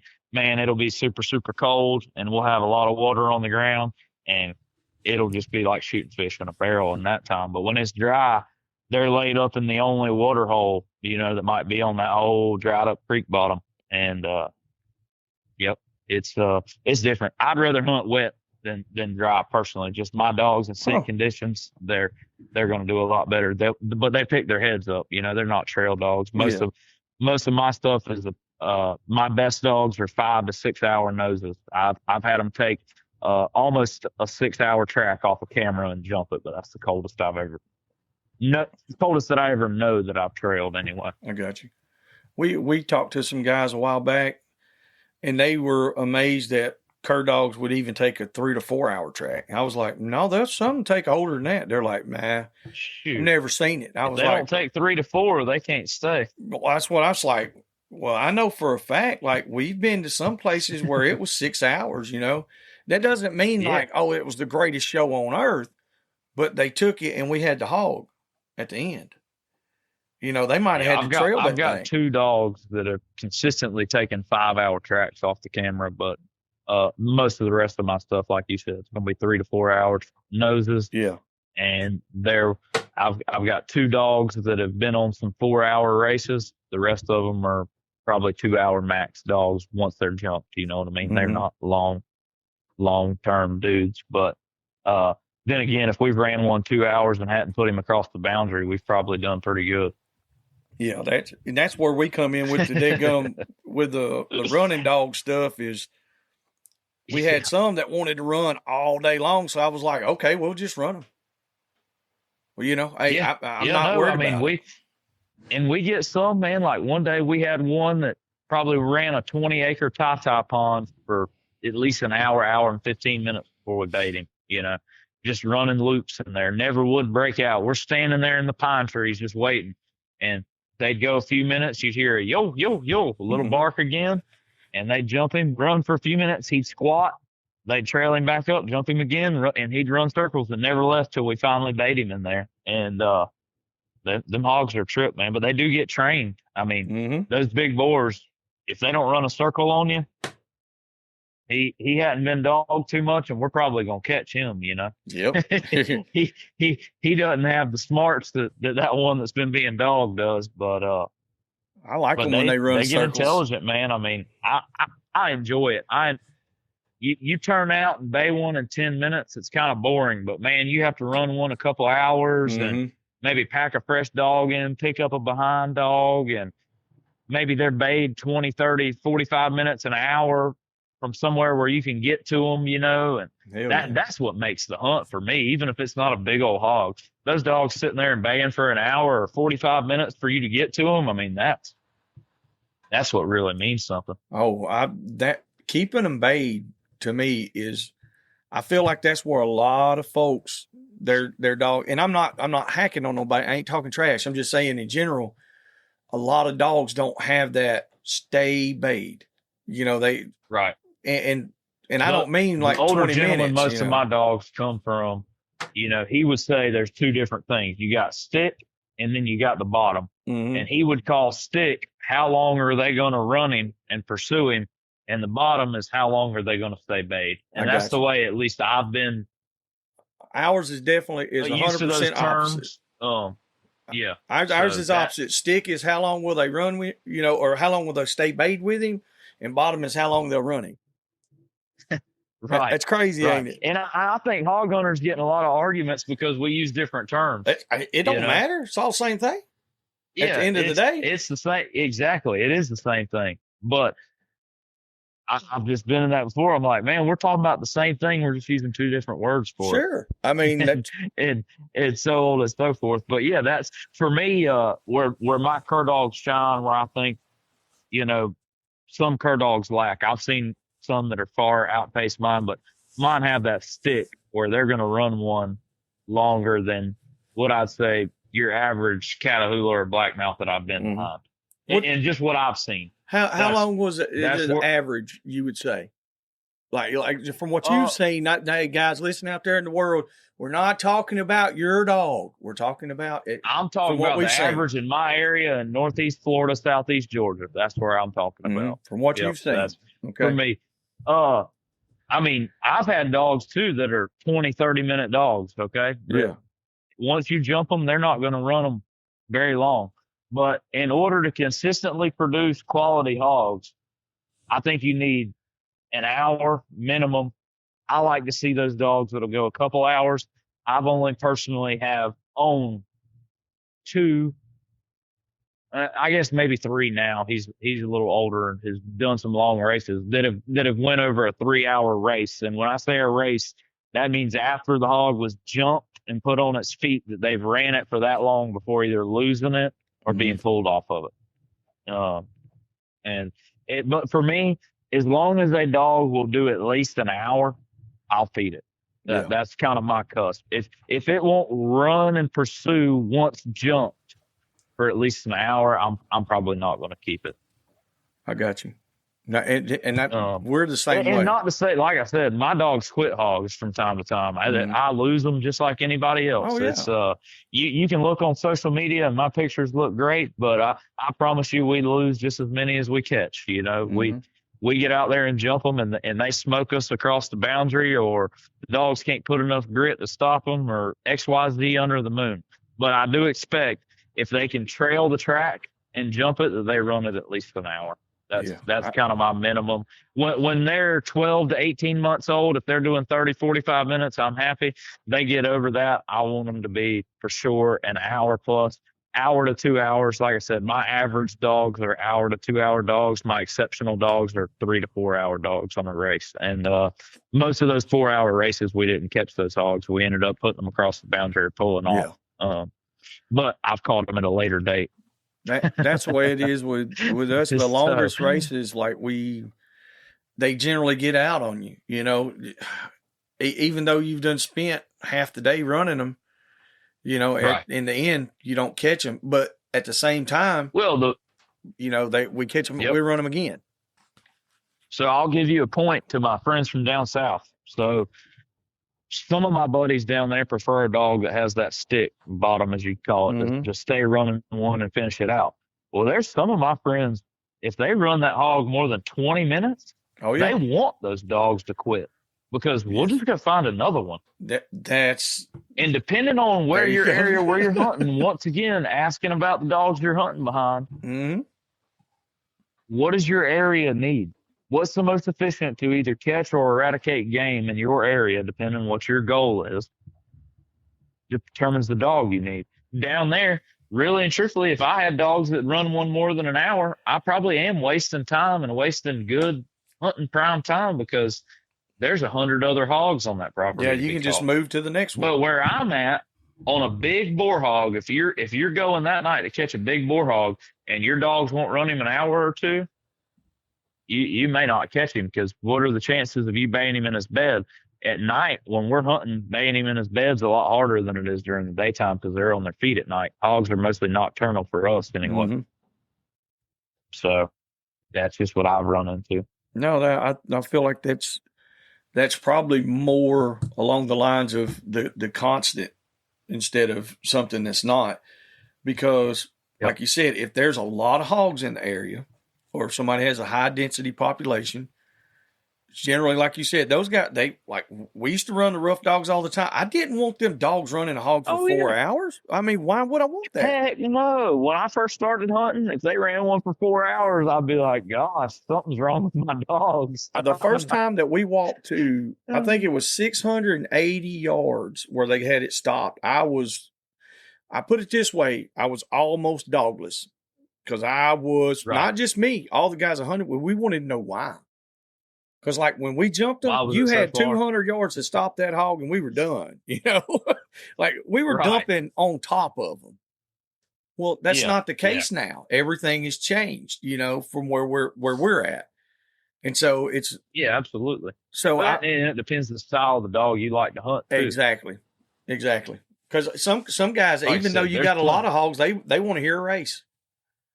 Exactly. Yeah, exactly. No, I know some guys like that. Like, it doesn't matter. They might could catch dogs or hogs with cur dogs. They like hearing their hound race. And I like hearing the hound race. I don't have anything against it. If you like catching hogs with hounds, more power to you. I've caught plenty behind them, and I keep catching plenty more. And I love a good multi-purpose dog. My cousin, one of my favorite dogs he ever had when I was coming up learning to hunt, he had a dog named Cash, was a deer dog, and he was primarily a deer dog. But I saw that dog in the same day run a deer, a bobcat, a coyote, and a hog out of the same block of woods. Just being casted. Okay?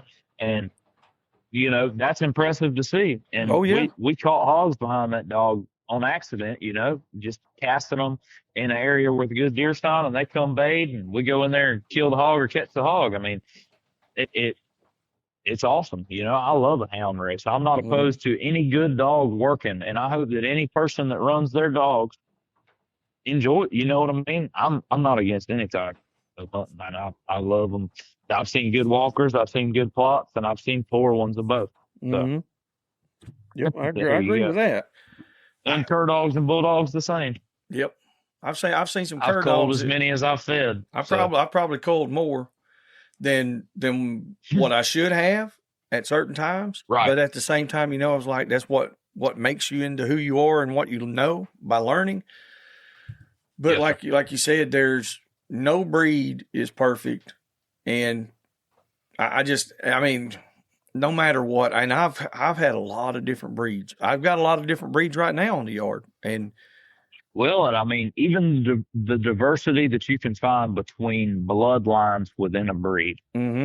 You know, you take the blackmouth cur, for example. You've got Howard, you've got Carnathan, you've got Ladner, you've got Weatherford Bend Foundation Original, whatever you want to call it. You've got Mountain Cur. I mean, all these things that fall under the cur category, or even the blackmouth category, several different lines. They're all different. They're very different. And you need to acknowledge that and not, it's a cur dog, it's supposed to do this. Well, what was it bred for? What was targeted? What were the traits that were desired out of that bloodline? You know, was it a tree-minded dog? Was it a stock-minded dog? Was it supposed to be cold-nosed, or was it supposed to be a sight and a rig dog? You know, so there's a lot of factors that go into that. On the blackmouth cur side of things, I mean, and that's what you run. That's what you specialize in more. It's just my preference. I mean, don't get me wrong. I've seen a couple good Catahoulas that I feed, but on a majority, I like the yellow dogs over a Catahoula. That's just, and I'm sure, like I said, there's for every 10 people that like a blackmouth, there's 10 people that like a Catahoula, and that's just fine. I've seen some that I would feed, but on average in my area, I prefer a yellow dog or a blackmouth, whatever you want to call them, to a Catahoula. So you were talking about the difference among those breeds. I mean, of the breed, you know, the variants with different lines. There's people that ask me a lot. You know, they're like, well, you know, I live in such and such place. What line of blackmouth cur do I need to get?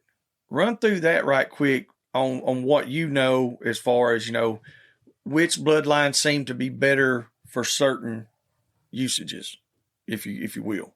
Yeah, I mean, so the line that we're running, the Weatherford Bend, Reno Midas dogs, whatever you want to call them, that I've got, they're going to be more suited toward cattle and hogs. They have very little tree instinct. I've had a couple that will, you know, raccoon go after the light, but they're not going to bark much. They're not going to hop up on the tree.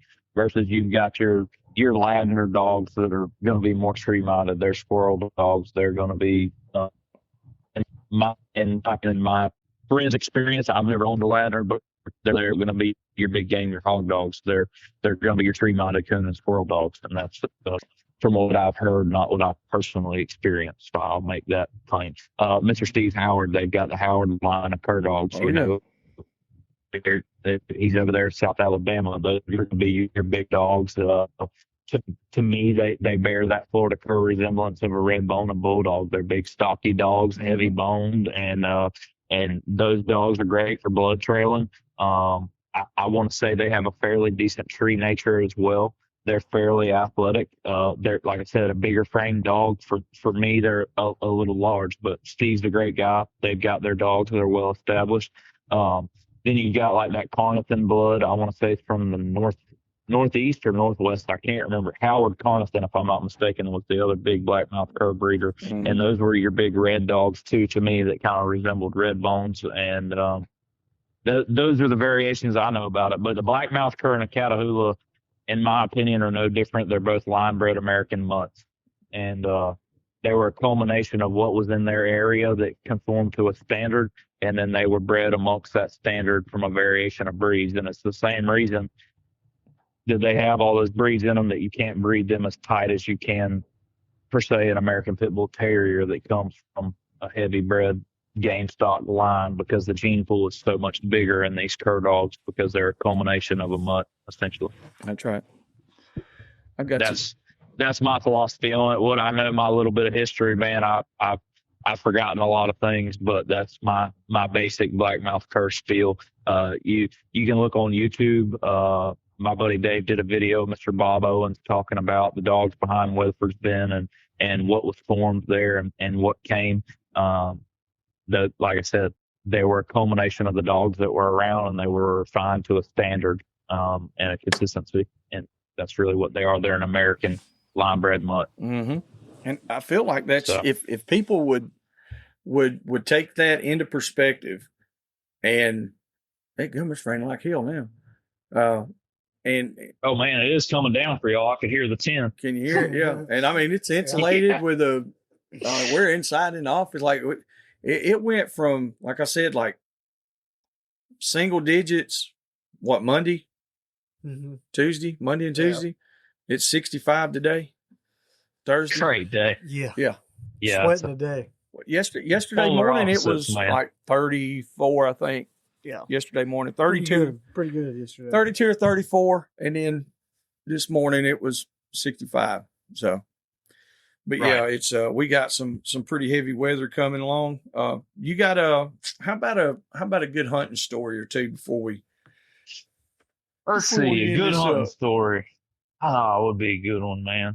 Make sure everybody has their clothes on when you're talking about it now. I don't want to get into that weird stuff. Keep it PG. PG, fellers.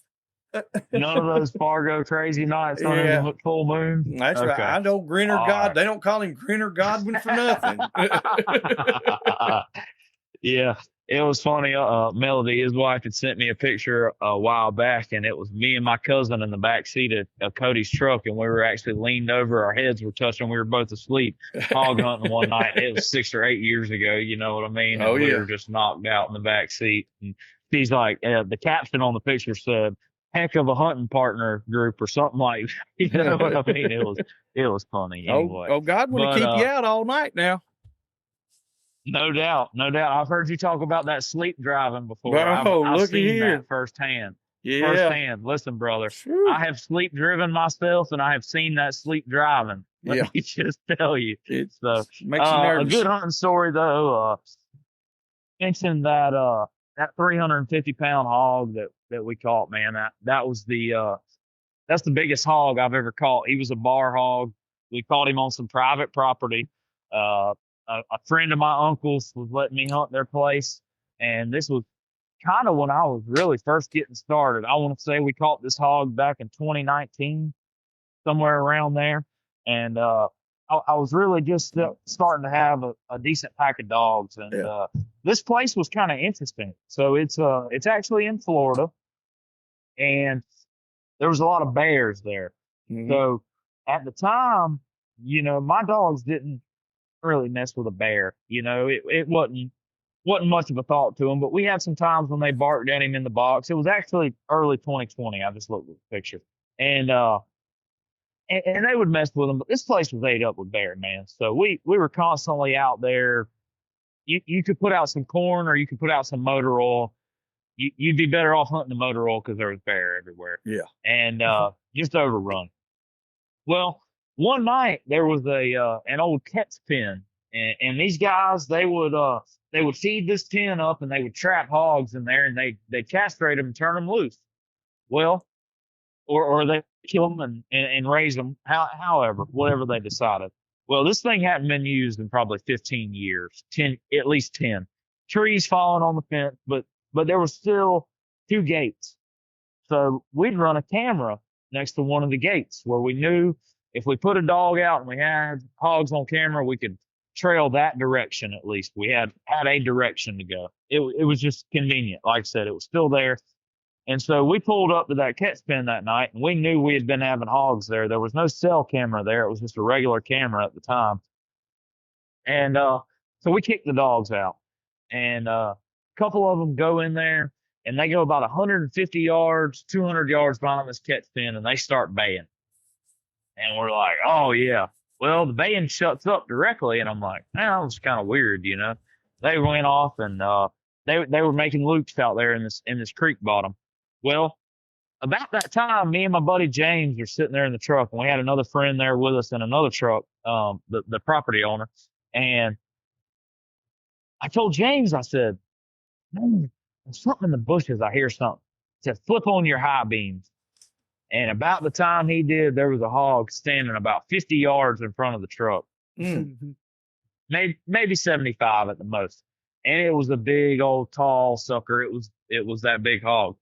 Well, I had one dog in the truck that I hadn't cut loose. He was a little over a year old, maybe 13 months, 14 months at the most.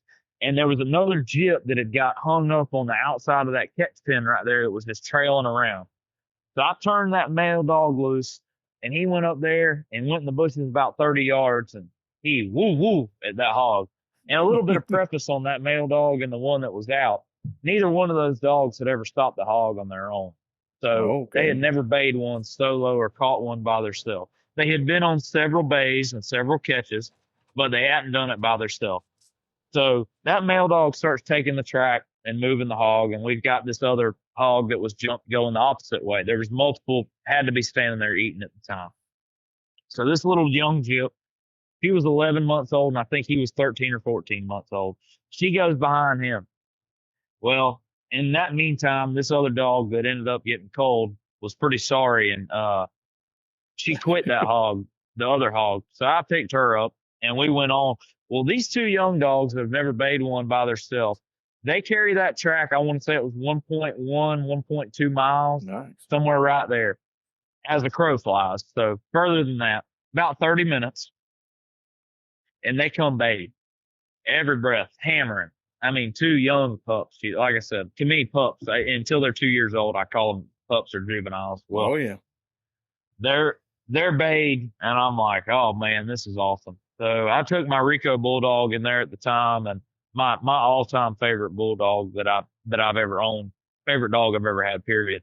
And we lead him in there and turn him loose, and he hammers and catches just like he should. And we get in there and roll that hog over, man, and we're like, wow, this is one way more of a hog than what we thought he was standing in front of the truck.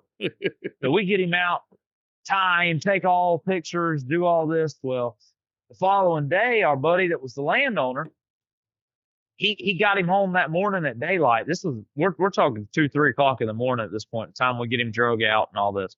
We get him in the truck. We decided to kill him. He wanted to make sausage out of him. He took him to his house, and he bottomed out the 300-pound scale. On his 300-pound scale, if you could have had numbers, it bottomed out around 330. And that arrow was just totally bottomed out. So he went and drove to the DOT scale. We didn't have a digital scale, none of us. And it weighed that hog in at 350. And that's the only one I've ever put on a scale that went well over 300. We caught a big sow that was close, but we didn't put her on the scale. And so that's the biggest hog I ever caught with two two young dogs that had never bayed a hog or caught a hog on their own before. So that's probably my most memorable hunt that I'll ever have. That's pretty I've got good. some other really good ones with my little cousins and my little brother, but that one there was just led to where I'm at today and hooked me. So Oh, I can imagine that. I mean, that's pretty cool. that was there. cool.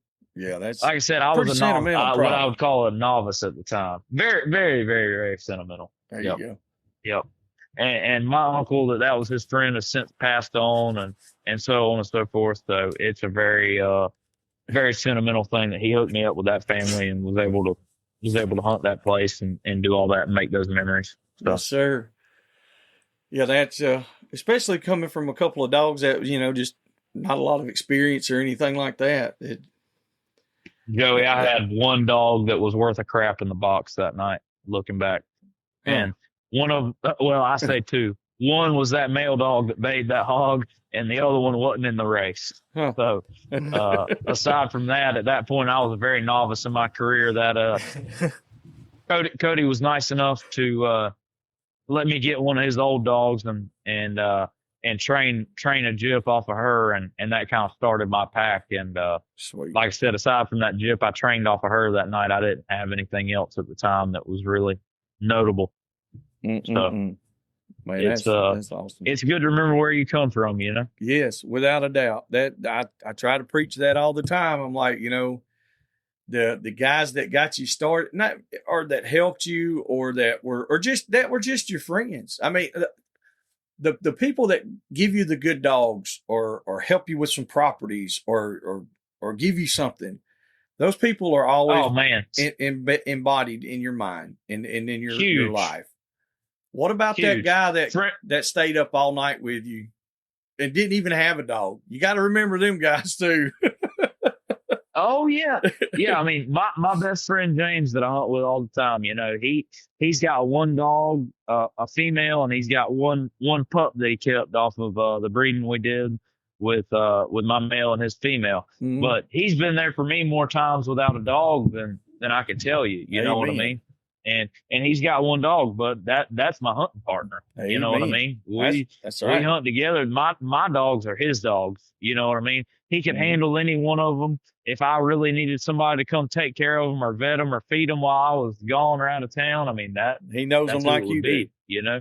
Exactly, and they respect him like they respect me. Yeah, that's hard to find, man. Find somebody that you can really trust and that knows your stuff inside and out. That's a great topic to get on, Joey, because there's a lot of people you can't trust in this world. They will backstab you, especially in the hunting community, and I think we all need to be better to each other about that. Ain't no doubt.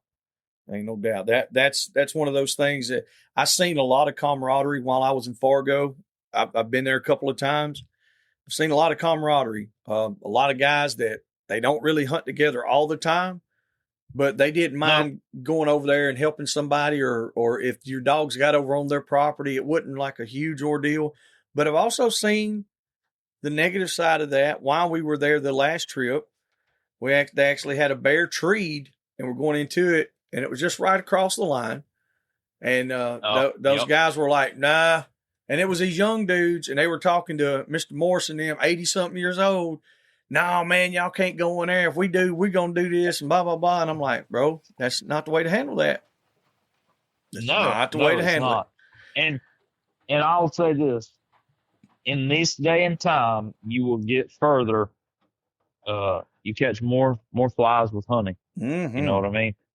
You need to be respectful of landowners. You need to be respectful of property rights. Mm-hmm. And I would say my biggest complaint with the hog hunting community is the flipping culture. Yeah. Because it makes us look worse than all the other hunters behind hounds or dogs. I think because we're the offender of that, of the brand that doesn't care, about property. Well, I was thinking to say, I think it's more that's along one thing the lines I'll say to my guys. If you respect property, I have the bear and hog rights for the two hunting clubs that I'm in. Yeah. And my first rule to everybody in my club that bear and hog hunts with us is, if you litter, and I catch you littering, you will be kicked out of the club. It's not a ifs, ands, or buts. That's right. We take care of the land. We respect boundaries when you can. There's going to be times when you're dog hunting, your dogs are going to get across. That's right. You leave your firearms at the boundary and you go retrieve your dogs. You be respectful. You leave things better than how you found them. It's not a rocket science ordeal. You be respectful and you treat another man's place as if it was yours or better. Yeah, I was going to say better. And I think that's a big disconnect with where we're at. We have an entitlement mentality in our culture, and you need to respect what is other people's. Florida, we've seen it probably worse than even Georgia because there's so much land that's been tied up by development and big money that the slip hunting and all has turned into a necessity for some folks that always had a place to go. And while I can't understand what that's like because in my area there's still plenty of leases, I do respect it and acknowledge that you lost your place to hunt. However, making our sport as a whole look bad. Yeah, don't brag on it.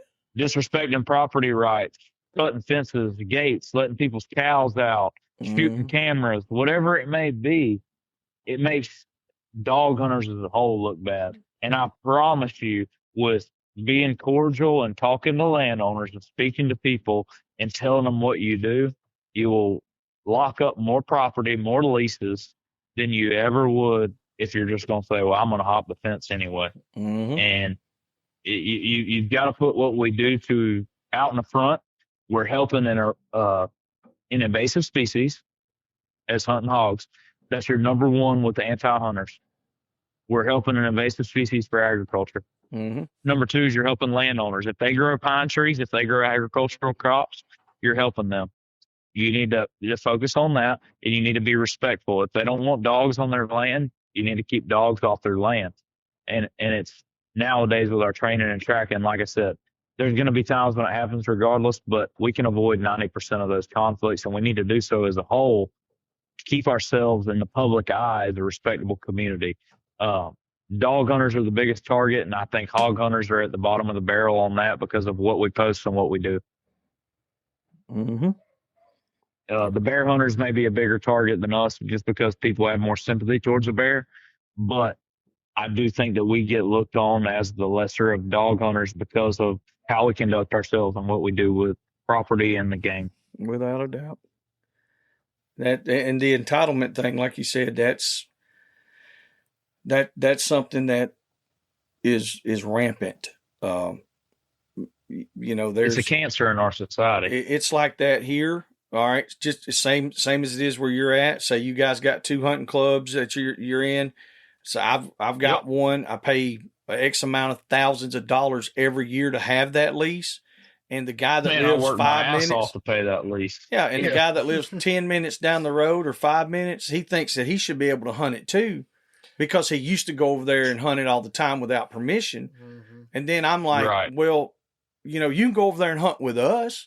Well, no, I just want a key. No, like you can, when you pay the same amount as I do, there's that entitlement. There's thing a group is real. by our place, and we've had them on camera and different stuff, and they're involved in different illicit drugs that take rampancy in rural communities and different things, and it's very unfortunate the look that it gives our sport because some people's only interaction will ever be that negativity.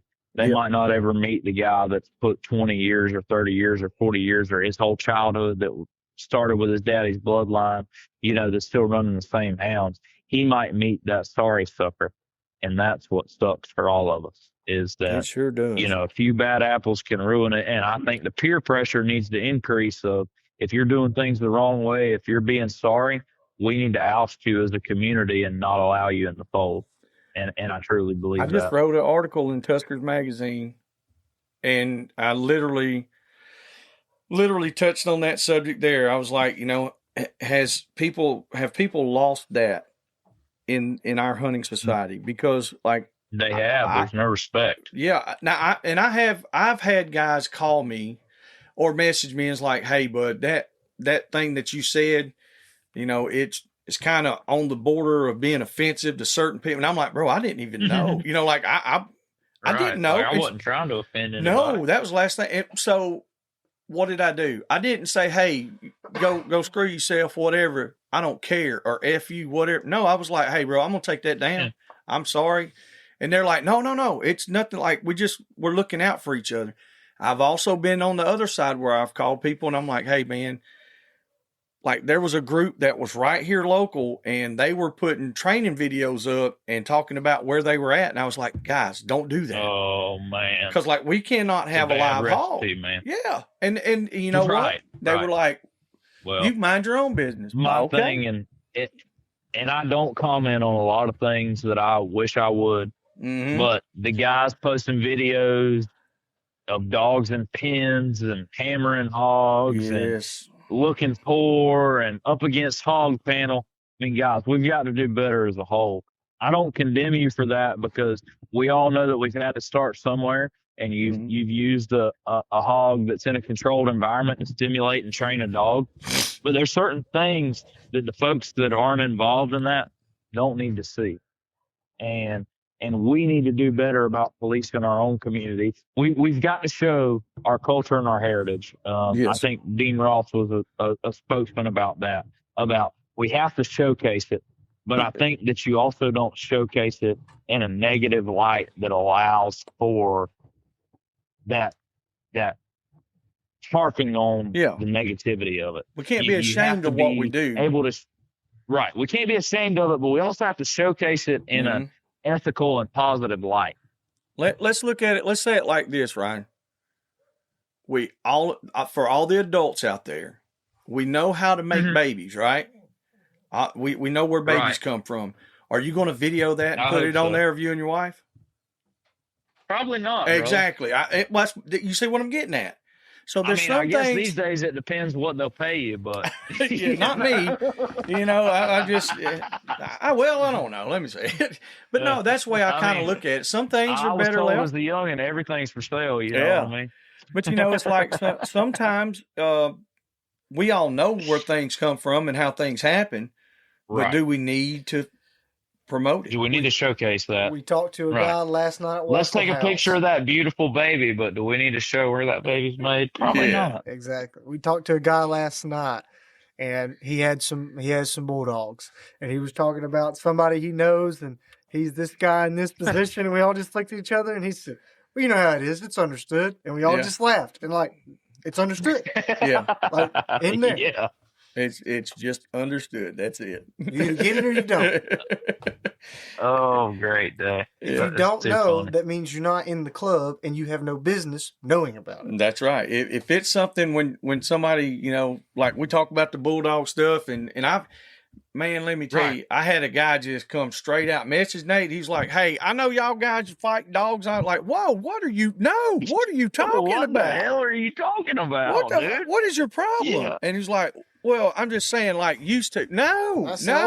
Don't message me with stupid shit. Don't ever jump in. You just got blocked. Yeah, like you're never going to talk to me. Like that's it. It's kind of like the buying the puppy thing. Some people have no concept. Yeah, like you were talking about the buying the puppy thing. Is not, hey, how much you getting on your pups? Man. No. But before we cut your first disqualifier, if your message to me is, "Do you have any puppies or how much are your puppies?" Tell them how to do it. Tell them the process. A single thing. All right. So let's just say that I'm 18-year-old Ryan again, right? That I'm going to buy a bulldog, right? I'm going to message somebody. I'm going to ask, "Hey, can you tell me about the parents? What do the parents do if they have a litter?" Right? I'm looking at a litter. I'm trying to buy a puppy. So there's a prospective litter. I'm going to ask what the parents do. How many puppies do you have available? Ideally, at that point in your hog hunting career, you're going to know whether you want a male or a female and so on and so forth.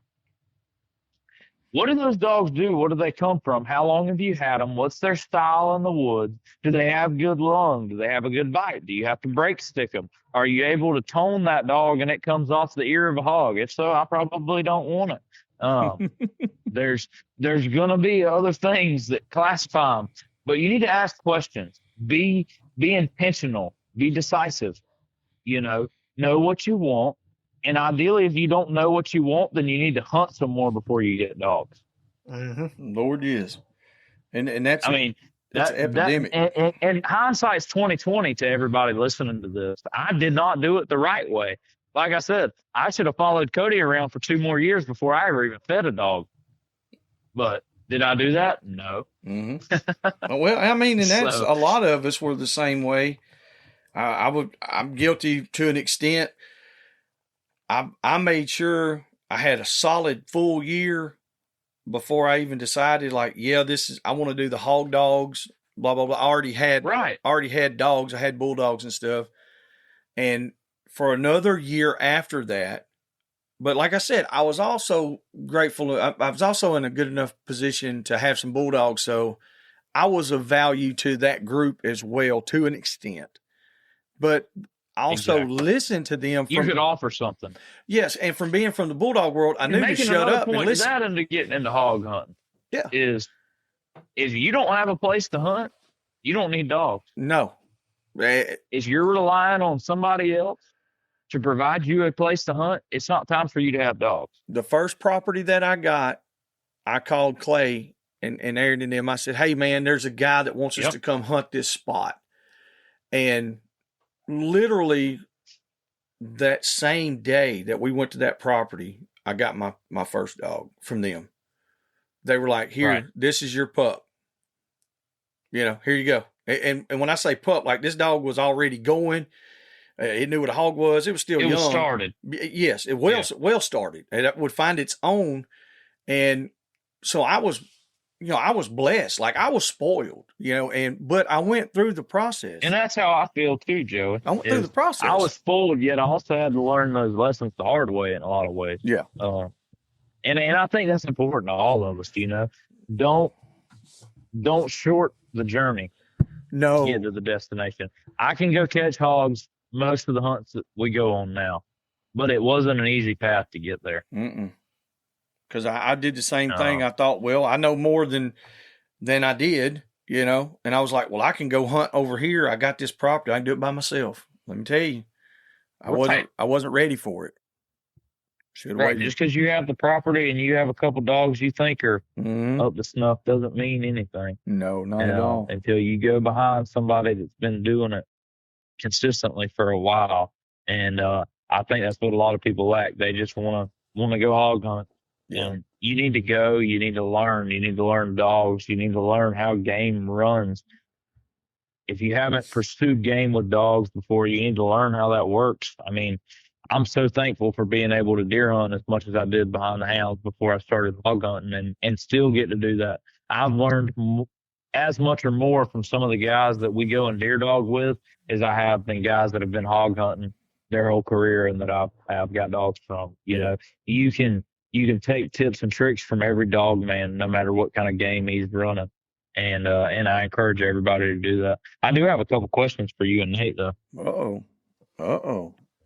Come on with it. I was sitting around about an hour before we got on tonight, and I kind of made a little outline just for making sure I stuck to my story right on my upbringing and some of the things that made me where I am today. But I also wrote down some questions for you guys if you are cool with it. Yes, sir. Yes.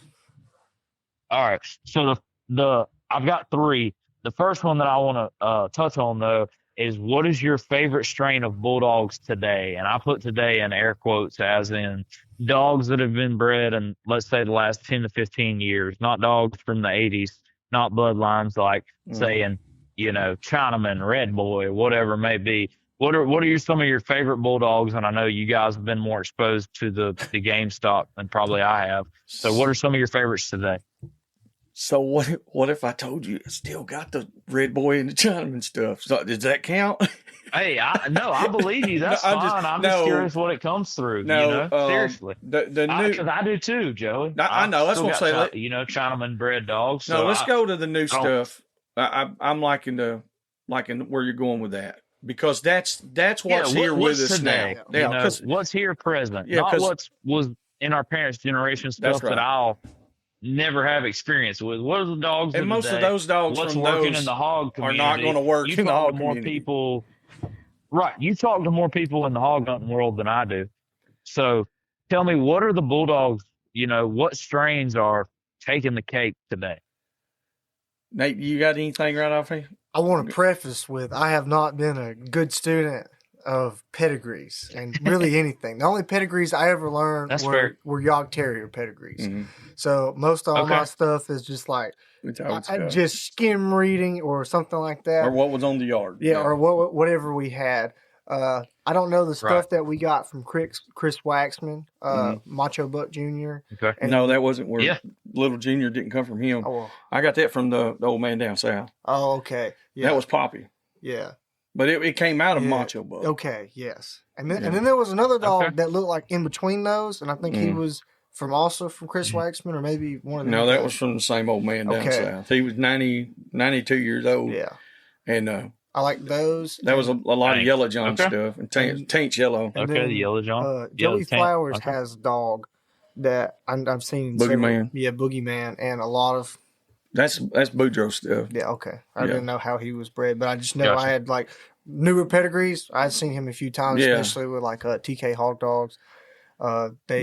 All their stuff. Yeah, that's what we got right now. And I'm gonna be look. The stuff from Tim and Alexis. Yes, there's a lot of folks that will talk shit on Tim and Alexis. That's their deal. That's they're grown ups. They can do whatever. I went to their house. I don't know enough to know. I've seen some of that drama, but I can't comment. I don't have any knowledge enough to know. 100%. I did not expect the dogs that were there. I was thoroughly impressed. Above. When Dad and I got in the car, we was both just grinning. I was like, bro, this is some good looking dogs. They take better care of the dogs than they do themselves. And I don't mean that in any bad way at all. If they're listening, hey, they know how I feel. Dogs will get it. Fire. I'm talking about fire. I love it. So we wound up, we got 3. Lost one early. Just lost one early this year. Yeah. No, it was this year. First part of this year. 3 litter mates? No. 3 different litters. And then I've still got one out there. He is what I would say is a catch dog. The size, the physical appearance, the attributes that he carries. When he first started, he wanted to fight with them instead of catch them. Of course, that's a game dog. But when you put him on 15 back to back, or however many, 12 or 15, whatever, and just let him just go crazy, nothing huge at all. I think we did like 6 in a row down there at Harold's. Anyway, and he just knocked him out. He got better with each one. Awesome. He's a leggier dog. Yeah, he's tall. He's tall. For us. For his proportions. Yeah, for his proportion. Then like anything that come out, and that was off Denali. That was off their Denali dog. That dog, which falls back to what kind of stuff? I don't. Buck, you said pants yellow. No, not on that side. I don't honestly. I got the papers. I don't know them by heart, and that sounds bad, but I don't. No worries.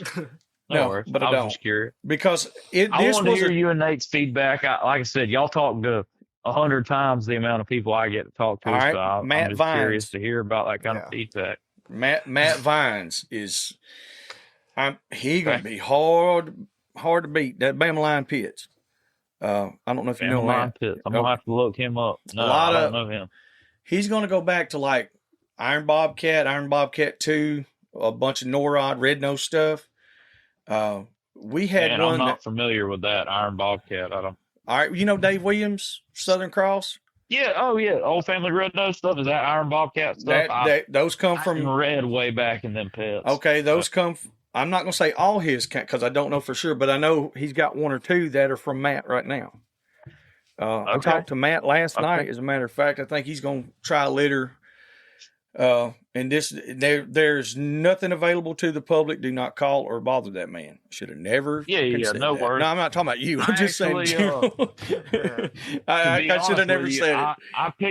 I picked a pup up from Dave Williams and carried it to Mr. Jim Bob Owens out in Texas. Yeah. Several years ago when we went out there to hunt with them, and so I've seen Dave's dogs. You like them? And they're very nice built. They're put together. They're extremely athletic. Yeah. For me personally, and this small. is a personal preference only, they're too small. Too small. I knew you were going to say that. But man, like I said, no, that's fine. I like a dog that if we're on a 250-pound boar hog, I want his front feet on the ground the whole time. I agree. And there's some males that Dave has that fit that category, but there's also some that I felt like were just small for me. And they may very well have their feet on the ground, but for me personally, they were 50-pound dogs in that category versus mine are that 70, 65. And yes. And that's what for me, like I said, man. I think you're dead in on. A different country, those dogs, I believe, have plenty of mouth.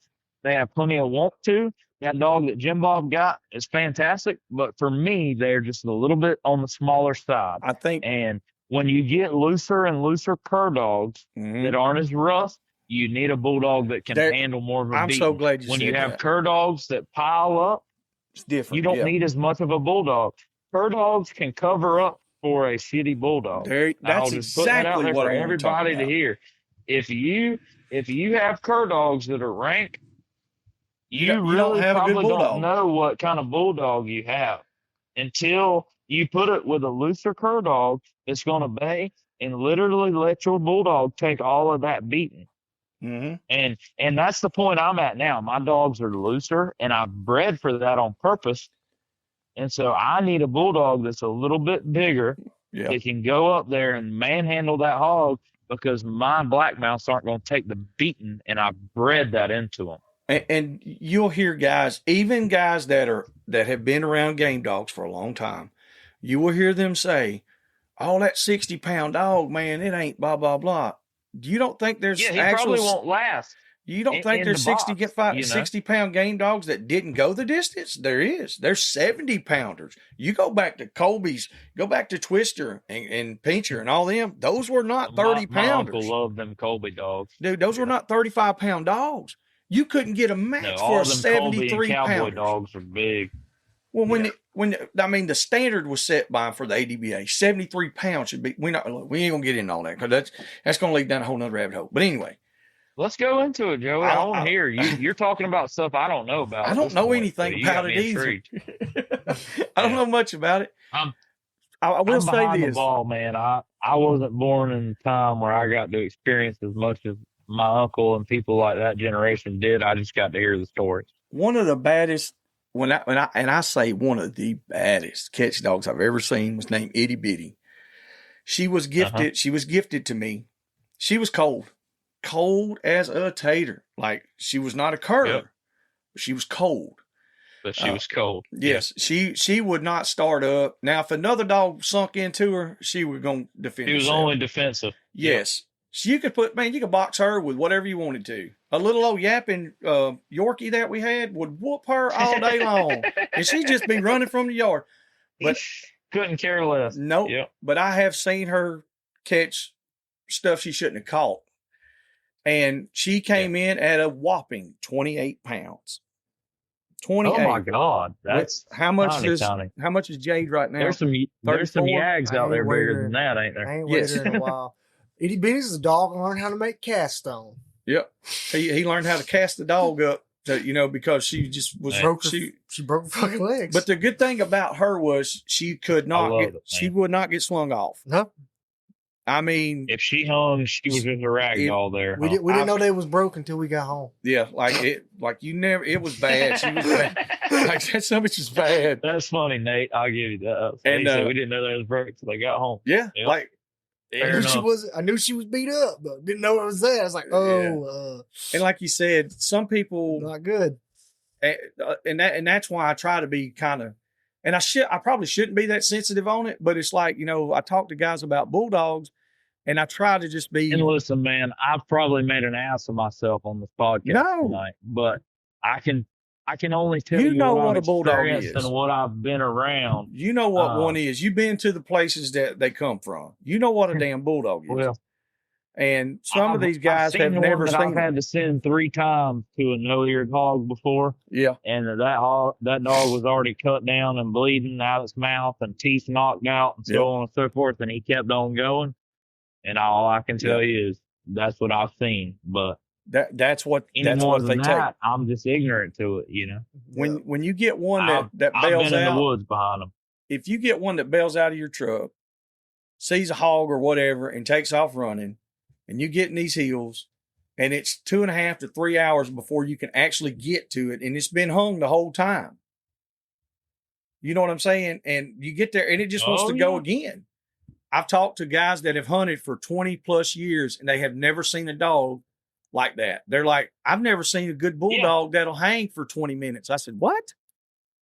You asked me good hunting stories earlier. Let me tell you another one from this year. All right. Where I work at, I sell heavy equipment, particularly bobcat equipment. All right. Track loaders, mini excavators, skid steers, so on and so forth. That's what I do for a living. We rent it, we sell it, we work on it, we sell parts for it. Gotcha. And I had a couple of guys that came from our dealer group up in Ohio area. They're just outside of Cleveland area. And if for some reason they happen to listen to this, shout out to Matt and Dom, I'm sorry, because they were awesome for their first time in the woods. Well, me and those guys had talked, and they were deer hunters and everything else, and they came down here. And they said, you know, Ryan, we're here for these meetings this week. We're going to be at Jacksonville tomorrow. Any chance you take, and I'm like, guys, you want to go hog hunting? They're like, are you for real? Any chance you can take us? I'm like, yeah, we'll go. I said, I don't need an excuse to go to the woods. If y'all are telling me we'll go, I'll take you. You know, you're one of the VPs of the company. So that's right. Let's go. And so I took those guys that night. We meet up in Fargo at the gas station we get cold beer. We get the cooler loaded down. I got the side by side on my trailer. We're ready to rock, right? So we go and go and go. We probably ran 2 or 3 hogs. Didn't come up with anything. Had some good races. Had to call off on the boundary, so on and so forth. Well, we get another one, and we were able to trail him. We were able to jump him. I packed up a dog to him. We got him bayed. Well, there was another dog that acted like she was just trailing, not bayed. I'm like, well, that's weird. So I sent another dog to the dog that was bayed. Hog was bayed. We walked in there to him with the bulldog, Big Jerry. We sent him. Well, when we sent him, they were in the pines on the left side of the road. By the time he got there, they were almost to the ditch at that road. And we were walking down it. It was somewhere you just couldn't drive down. And so Jerry runs up there, and I see that hog go to spinning. Well, when he starts spinning, he's in the left ditch. And when he stops spinning, he's in the right ditch in my headlamp. Well, Jerry's hung to him, and I walk up there. My little brother's with me. And when my brother's with me, he is my helper. You know what I mean? Mm-hmm. I let him do whatever I would usually do. I handle the dogs. He's 7 years younger than me, so he needs the experience. That's right. Well, I'm like, Luke, catch the hog. You know what I mean? Grab the leg, yada, yada, so forth.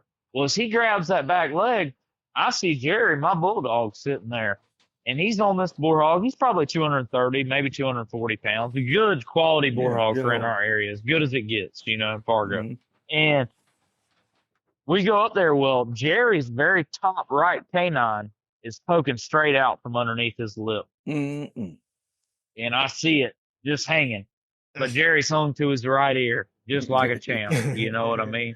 And not even thinking about it. And so Luke gets him. He flips him. I'm like, grab the leg, son. You know, I grabbed the front leg. And the 2 guys that were with me, I handed Dom my big knife. And he's a police officer up there in Cleveland, Ohio.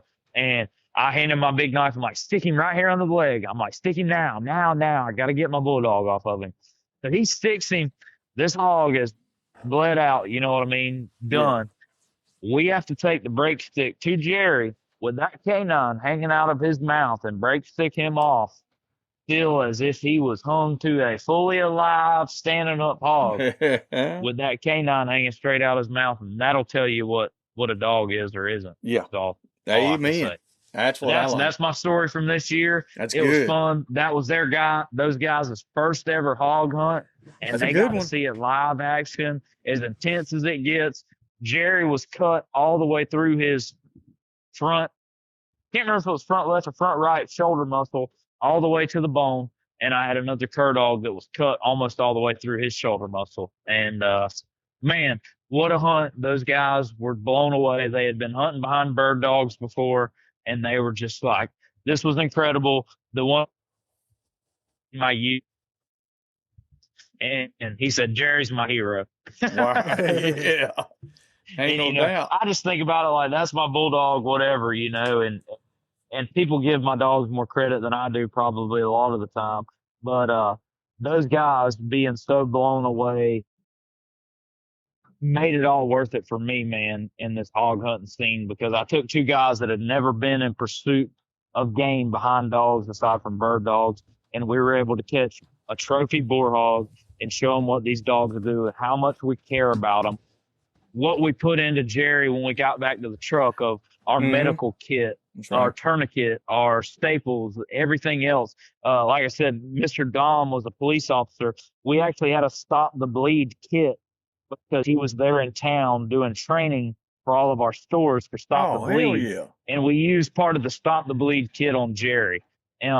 So, I mean, it's just a great story. No, that's a good story. Yeah, we have to portray ourselves to the hunting community, not only to the dog hunting community, as positive. And we all have an opportunity to do that. And I believe we're missing the bullet some on that. Well, we got guys out there like yourself that are taking advantage and showing those opportunities, showcasing them.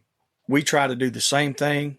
Boars N Broads, Justin Becker, all these guys, and we catch a lot of trash. First timers, man. Yeah, take first timers. I've taken more people for their first hog hunt than I have people for their second hog hunt. That's exactly right. Exactly. It's so important to showcase what we do and how much we love our dogs and how much we love this sport, because it gains voters. You have to remember who our voting populace is. The voting populace is not hunters and it's not anti-hunters. It's those people in between. Mm-hmm.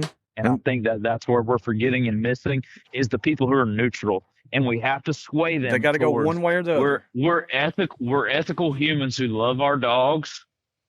And I love my dogs, don't get me wrong, but I'm just as quick to cull one. Mm-hmm. And I think that you have to showcase that we love the good ones. Yeah. No, there is a line to that. We love the dogs that give us a reason to love them. And that's what I told my wife. If one comes in our house now, it's had to earn it to come in the house. Mm-hmm. Man, that's a good thing, a good outlook on it, I think, Ryan. Because like you said, there's a lot of people, they might have their dog that they bring in the house just because they like it, not because of what it is, because of their emotion. I think you guys have talked about it a little bit, and there's been some other podcasts talk about it, but let's look at the European model of working dogs, right? Mm-hmm. They have to be titled and proven to be bred. Sure. If we're not holding our dogs with that standard, then what are we doing? We need to breed dogs that deserve to be bred. Yes. None of my dogs that don't deserve to be bred will be bred. I have a couple dogs in my kennels right now that are fantastic using dogs. They'll go bay you hogs, they'll go find you hogs, but they are not brood quality. They come from brood quality bloodlines, but they're not the ones that need to be bred. They're not the exceptional litter mates. And I think that we miss that some here in America because of the freedoms that we do have versus over there where they're so restricted. They have to have performance quality dogs. And there's a philosophy of the European dog of what does it do, not what is it. What does it do? That's exactly right. Is it a pet? That's great. What did it do to earn that title? What does it do? What purpose does it serve? And there's a lot of dogs that are companions for people, and that's great. We need those. There's people that need a dog just to be a friend. Yep. But there's also needs to be a respect for those of us who hold a dog to a higher standard of that it was meant to please a human and it was meant to throw game in front of us. Mm-hmm. And that's the oldest form of animal husbandry is a human and a dog. Or a wolf. Yeah. I mean, and So, like you said, the freedoms that we have, they are hard. It's hard on us because you have so many people that have we have freedom of speech. And you got all these people that have everything to say. Then that might sway you because you're too busy paying attention to them when you should be paying attention to you and what you are doing. Have your goal. Get you a whiteboard or get you a notebook and write down where you want to go, what you want to do. What are you looking at in 10 years? If you don't hey, have, Mr. Joey, yeah. I'll tell you as simple as this. The only thing I'm trying to beat is the number of hogs that I put my hands on last year. There you go. That I put my hands Progression. on. I'm not trying to beat Joe Blow's dogs. I'm not trying to beat Joey Wright's dogs. That's I'm not trying to beat XYZ's dogs. Be better. I want my dogs to be better than they were last year in the same kennels. That's exactly right. That's what I'm saying. Progression.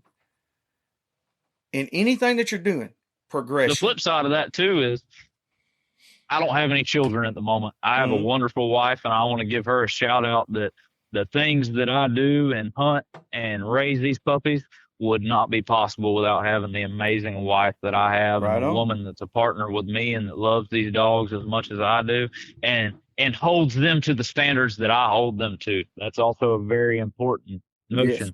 That she doesn't just care that they exist. She cares that they're held to the standards that we hold them to in order to reproduce. And it's very, very imperative that we hold that for the future. Mm-hmm. Amen, brother. Amen. So no, that's a great outlook. I'm grateful for that. That's a great outlook on that, Ryan. Man, I do have a couple more questions for you in regards, aside from bulldogs. One of my ones that I had, and let me look at my paper here. It was wrote down. I have one last one, but I want to ask you that at the end. This one is, what's the number one thing that you think the dog community, the dog hunting community that pursues game with their animal needs today and needs to stand behind? Nate, you got anything you want to add on that? What's the number one? Yeah, absolutely, Nate. Yeah. Probably just a team mentality. We are on the same team, guys. Let's act like it.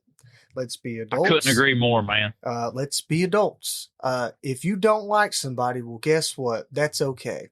They probably don't like you either. You don't have to tell everybody. No. Who gives a fuck? Yeah. I don't give a fuck. Well, hey, guess what? If they're doing unlikable behavior, Nate, let's police them as a community. Let's put the peer pressure on them that, listen, man, if you act like that, we're not going to accept you as the dog hunting community. If you take poor care of your dogs and their flea bags and their worm bags, we shouldn't accept you as a dog hunting community because you're not doing right by your animal. Oh, yeah. And I think that we need to hold our peers to that standard. Oh, yeah, and I think that's what, like, your immediate hunting group is for, because most people, they hunt occasionally with somebody. They might not hunt every time. Exactly. But they're going occasionally. And, if every time you go hunting, your buddy's dogs look like shit. Tell him. Yeah, tell him, be like, hey, man, why do your dogs always look like shit? You can just ask him, and he might have a legitimate reason. Oh, I had this breakout. My dogs ate rat poisoning last week. Or, he can give you 1,000 excuses. You know what? They looked wormy, and I pumped them full of wormer, yada, yada, yada. One of my best friend's dads that I was telling y'all about in high school that had those hog and bear dogs, he came over here one day when I was 18 years old, and he said, son, you ain't taking good enough care of your dogs. And I'll be man enough to tell everybody on this podcast I wasn't taking good enough care of my dogs as an 18-year-old. And he busted my ass. And he said, son, if I come over here again and you're not doing X, Y, Z, I'm going to whoop your ass. There you go. And I took that as a young man of, you know what, Ryan, get your shit together. And you can do that as grown men. And I think that's what we need to do as a community. Yeah. Yeah. Because most of all of us are around the same opinion on fist fighting, preferably not around a bunch of people. Man, I'm a pacifist. I'd rather make you feel stupid with my words than beat your teeth down your throat. Oh, yeah. But occasionally slapping somebody really gets a good point. Down your throat. Yeah, sometimes you have to. Like I said, you ain't even got to hit him a bunch. Just a lot of times, one good swift smack across the noggin will make a lot of people at least respect the words coming out of your mouth, Right. you still might hate each other, but like, as long as and if they are doing something truly wrong, or they're doing something illegal, like, there's all these proper authorities to call, or you can handle it yourself. I'm not encouraging you're being around a that, vigilante. I look at it as Don't the even same be way as around the it. church, brother. Yeah. You confront a brother to brother before you confront him publicly. Yeah. So if you can't tell somebody you're doing things wrong, and man, we need to correct this. Do you need my help? Yep. Yeah. That's one thing. Do you not know what to worm your dogs with? Do you not know what to get? Let me help you. You know what I mean? There's so many resources out there, guys, and the care of our dogs is something that I think needs to be prioritized. My dogs all get a flea pill every month. They get some type of they get an ivermectin every month, a pour-on, but usually every other month they get some type of intestinal wormer. And you need to share these with these younger guys, and we need to let them know what they need to do. Don't let them be ignorant. Don't let them make a fool out of us as a whole. Help these guys and hold them to Some a of them standard. just don't know. I mean, some of them they just don't know. You don't know what you don't know. Yep. Exactly. Okay. If you don't know that tapeworms come from fleas, well, guess what? How did you do flea prevention to keep from tapeworms? You didn't, because you didn't know that tapeworms even come from fleas. Exactly. I seen a post a guy had made the other day, and he was like, "Hey, got some really good dogs. All my dogs over here are doing great. The 2 or 3 that I run the most, I'm having trouble with. Yes, sir. What are y'all feeding? Blah, blah, blah, and all this stuff." I did not respond on the post. I didn't get into none of that. I privately sent him a message and said, "Hey, here's a recipe that I've had that's been passed down for 40 years. Try this." And he was like, "Man, I'm definitely going to try that. I really appreciate it. Thanks for making this easy." I mean, it's not that complicated, but you know, he did have enough sense to say, "Hey man, my dogs ain't doing great. You know, I'm asking a question." But you'd be surprised at how many people will get on there and ridicule him because his dogs aren't doing good. Well, he asked, you know, he's asking people. for help. Listen, help people. Yeah. And my golden rule is, man, I grew up with people in school and all that didn't make it out of certain things. And you can only help somebody as much as they want to be helped. That's right. But if somebody's asking for help, you need to help them. Yeah. I'm like that. And I'm the same version of, you can only love somebody as much as they love themselves. Well, if they love their dogs and they're seeing about them, give them the information. Don't shun them. But if they obviously don't give a crap and they're treating them poor, we need to outcast them and make them conform to better, because you're making our community look bad. We've got to hold these folks to a standard. And the folks that want knowledge, we need to give them knowledge. But the folks that want to be ignorant, we also have to let them. You got to let them do it from over there, not with us, somewhere else. Exactly. Like I said, my horse trainer, man, when you stop learning, you have stopped completely. You will never advance any further if you are not willing to learn. It doesn't matter how long you've been in XYZ. Yeah, it doesn't matter. Like, and to add to what you asked, like Nate said, we're all on the same team. I literally wrote down, before you asked that, policing our sport. But like I said, I did a part of a little article on that. And it's not, like I said, it's not that you got to call people and just ramrod them and all that. But when you see somebody, Mr. Richard called me and he told me, "Ryan, don't let me see your dogs like that again. I'm coming by next week. You know, you better have XYZ flea sprayed them, and I want to see this. Like, you hold your hounds to whatever." You know, he was a hound guy. Hold your hounds to a better standard. You know, and like I said, that was 18-year-old me. I've made a lot of leaps and bounds since then, but I'm so thankful for that. It's like I'm thankful for my parents whipping my ass as a kid. That's right. I needed it. I probably needed it more than I got. But it was good, because we've got to hold each other. And when my mentors and people that I look up to say, "No, son, you're breeding into a corner. You're doing XYZ." You listen to those people and you back up, because guess what? As somebody who's never done it before, you can avoid a lot of heartache by listening to that advice out there. Lord, yes. And you said you got one more question for us? I got one more question for you, Joey. All right. and it's a two-part question, all right? So this is, what country or game would be your dream hunt? A hound-centered hunt and a non-hound or dog-centered hunt. So I gave that preface in there. That's a pretty good one there, honestly. Anywhere in the world, where would you hunt, with or without dogs, and then without dogs, you know? Without dogs, it would definitely be probably bighorn sheep or a true mountain goat. You know, it would be something along the lines of that, and it would be with a bow. And with dogs, it would have to. There's a few of them, but honestly, it would almost be like I'd want to go back in time to where I could go to the to maybe some of the old ratting or bull baiting back years and years. I mean, like we're talking, 200 years ago, 150, 200 years ago. You mean like catching Cape buffalo and stuff in the wild? Yeah, something like that. But I think that would be something pretty cool to do, experience. But if I had a hound centered hunt, it would probably be a good old bear hunt or lion hunt. Don't matter where it's at.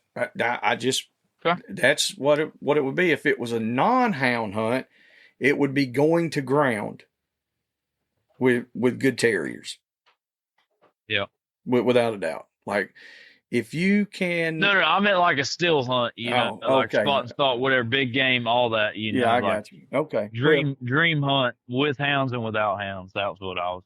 Oh, okay. Yeah. Well, with the hounds, with dogs and without dogs. Yeah, with the dogs, it would be a good bear hunt or bear or lion, and then without it, it would be a bighorn sheep or a goat. What about you, Nate? For me, with dogs, I would I don't have to be the one to kill it, but I want to go on a hunt and experience the pack and the sled dogs that also bay polar bears with the Inuits up in Greenland and northern Canada. I would like to go in one of those tribes and see a 12 or 15 foot tall bear get bayed in negative 40, and we've drove 250 miles that day trying to get him. Without hounds, me and you got one of the same on the list. So a polar bear. I seen a guy do it, and I did not know with dogs was an option. And I didn't either. And I didn't know it was either till right now. I got his name Fred something. I can't remember his last name, but he did the North American Grand Slam, and that's how he got his polar bear. That's cool. So one of the, I think either he got the tag for, or maybe one of the people there, he bought their tag. And like they put him on a guided hunt, but like their sled dogs are like an Alaskan Malamutes. Like these dogs are like 80 pounds, and they're sled dogs. They sleep in the snow, and then they also track the bear. Yeah. I didn't know they're big ass huskies. Yeah, I thought they was only for like pulling and navigating. Because like I contacted him, I was like, I didn't know they would do this, and he was like, "Oh yeah, they do it like that." And I had no idea either. I tried to get, I messaged him like trying to get me in contact with those people. I was like, I'd like to do an interview with them, and then he left me already. I was like, well, shit, I need to hit him back up, but without hounds, I think I would love to do a spot and stalk for a Barbarossa in like Papua New Guinea or something. Or I think or they live in Papua New Guinea or like New Caledonia out there. Yeah, I would love. They're like an antelope subspecies, right? No, they're swan. Like cousin. Barbarossa is the ones that come out of their nose. Yeah, they come out of their. They might have like 6 or 7 tusks or more.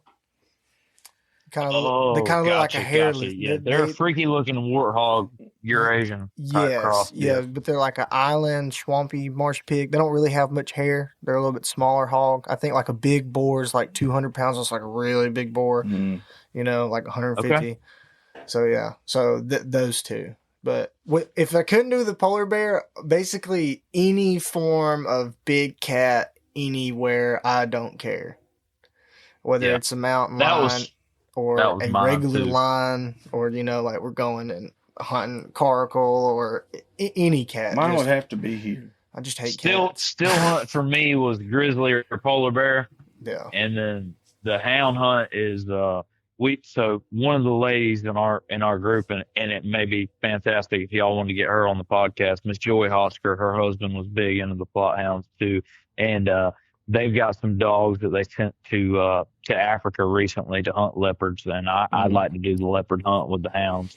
And it's fantastic, man. It's incredible what those dogs are doing over there. And I'll just say that African hound hunting for leopards and lions is just absolutely mind blowing.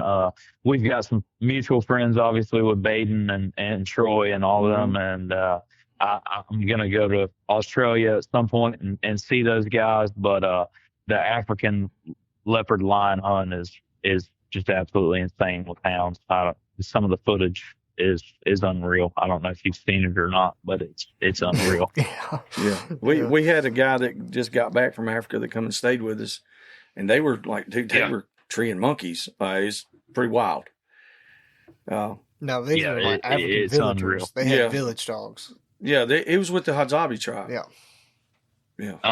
Yeah, we'll get together, and next time I'll show you all some videos that she shared. But it's incredible what those hounds can do over there with those cats on the flat ground. You know, they're not in the mountains; they're in the flat ground, and it's unbelievable. Yeah, I think it would be like comparable. Well, maybe not, but like, you know how a lot of the South Texas, close to the Mexico border and stuff, it's a lot of flat ground, arid climate. But then it can also lead into the mountains. You know, I think that would be a good place. And I have more for those guys over there that hunt that dry ground for the lions and bears than anything. I can only imagine that terrain. I know how it is for us in the swamp. Yeah. So could you imagine? I can only imagine the desert. But those guys have a next level of dogs, and one day I will go out there and I will lion hunt. But right now we got to work and that's right. Keep on plugging along. Just to save up for one of those hunts. So that's right. It will come one day. But man, I have those questions for y'all. Like I said, I want to have something to spice it up. Do y'all have anything anything for me you want to know? Or like I said, I this is for the public. So if they have something they want to know, or y'all have had questions, I mean, I think I'll tell to the best of my ability. I think I've covered about everything. We went over a lot of stuff. We might wind up doing. We're going to come down back. We're going to come back in that area pretty soon here, and I say pretty soon, within a couple months, and we're going to get with you. And I got a place for y'all to stay and tie dogs out, and we'll do another one cookout, and we can hunt 5 or 6 different places, and come on down, and like I said, we'll line our mutual friends up too. That won't be a difficult thing, and it'll be a good time. Well, hold on just one second. What I'm going to do is I'm going to do the outro, and I want to ask you a question or two when we're off there. Like I said, man, I'm not in any rush. My family's out of town this weekend. My wife and sister and mom, they're out showing our quarter horses in Okeechobee, Florida. So I'm hanging out at the farm by myself, holding it down. All right. Well, hey, everybody, that was Mr. Ryan Stokes right there. If you have any questions or anything, you contact him, ask him. Don't ask me because I don't know. And it's good to hear these different perspectives from people. And Ryan, we really appreciate you taking your time out tonight talking with us. And hey, y'all just keep listening to us. Y'all keep plugging along. We'll keep plugging along. We'll do all that good stuff. So, and we'll see y'all. Thank you. Hope you enjoyed that episode. If there's anything or anyone you'd like to hear on the podcast, or if you'd like to come hunt with us, don't hesitate to contact us at dixiedoggers01@gmail.com.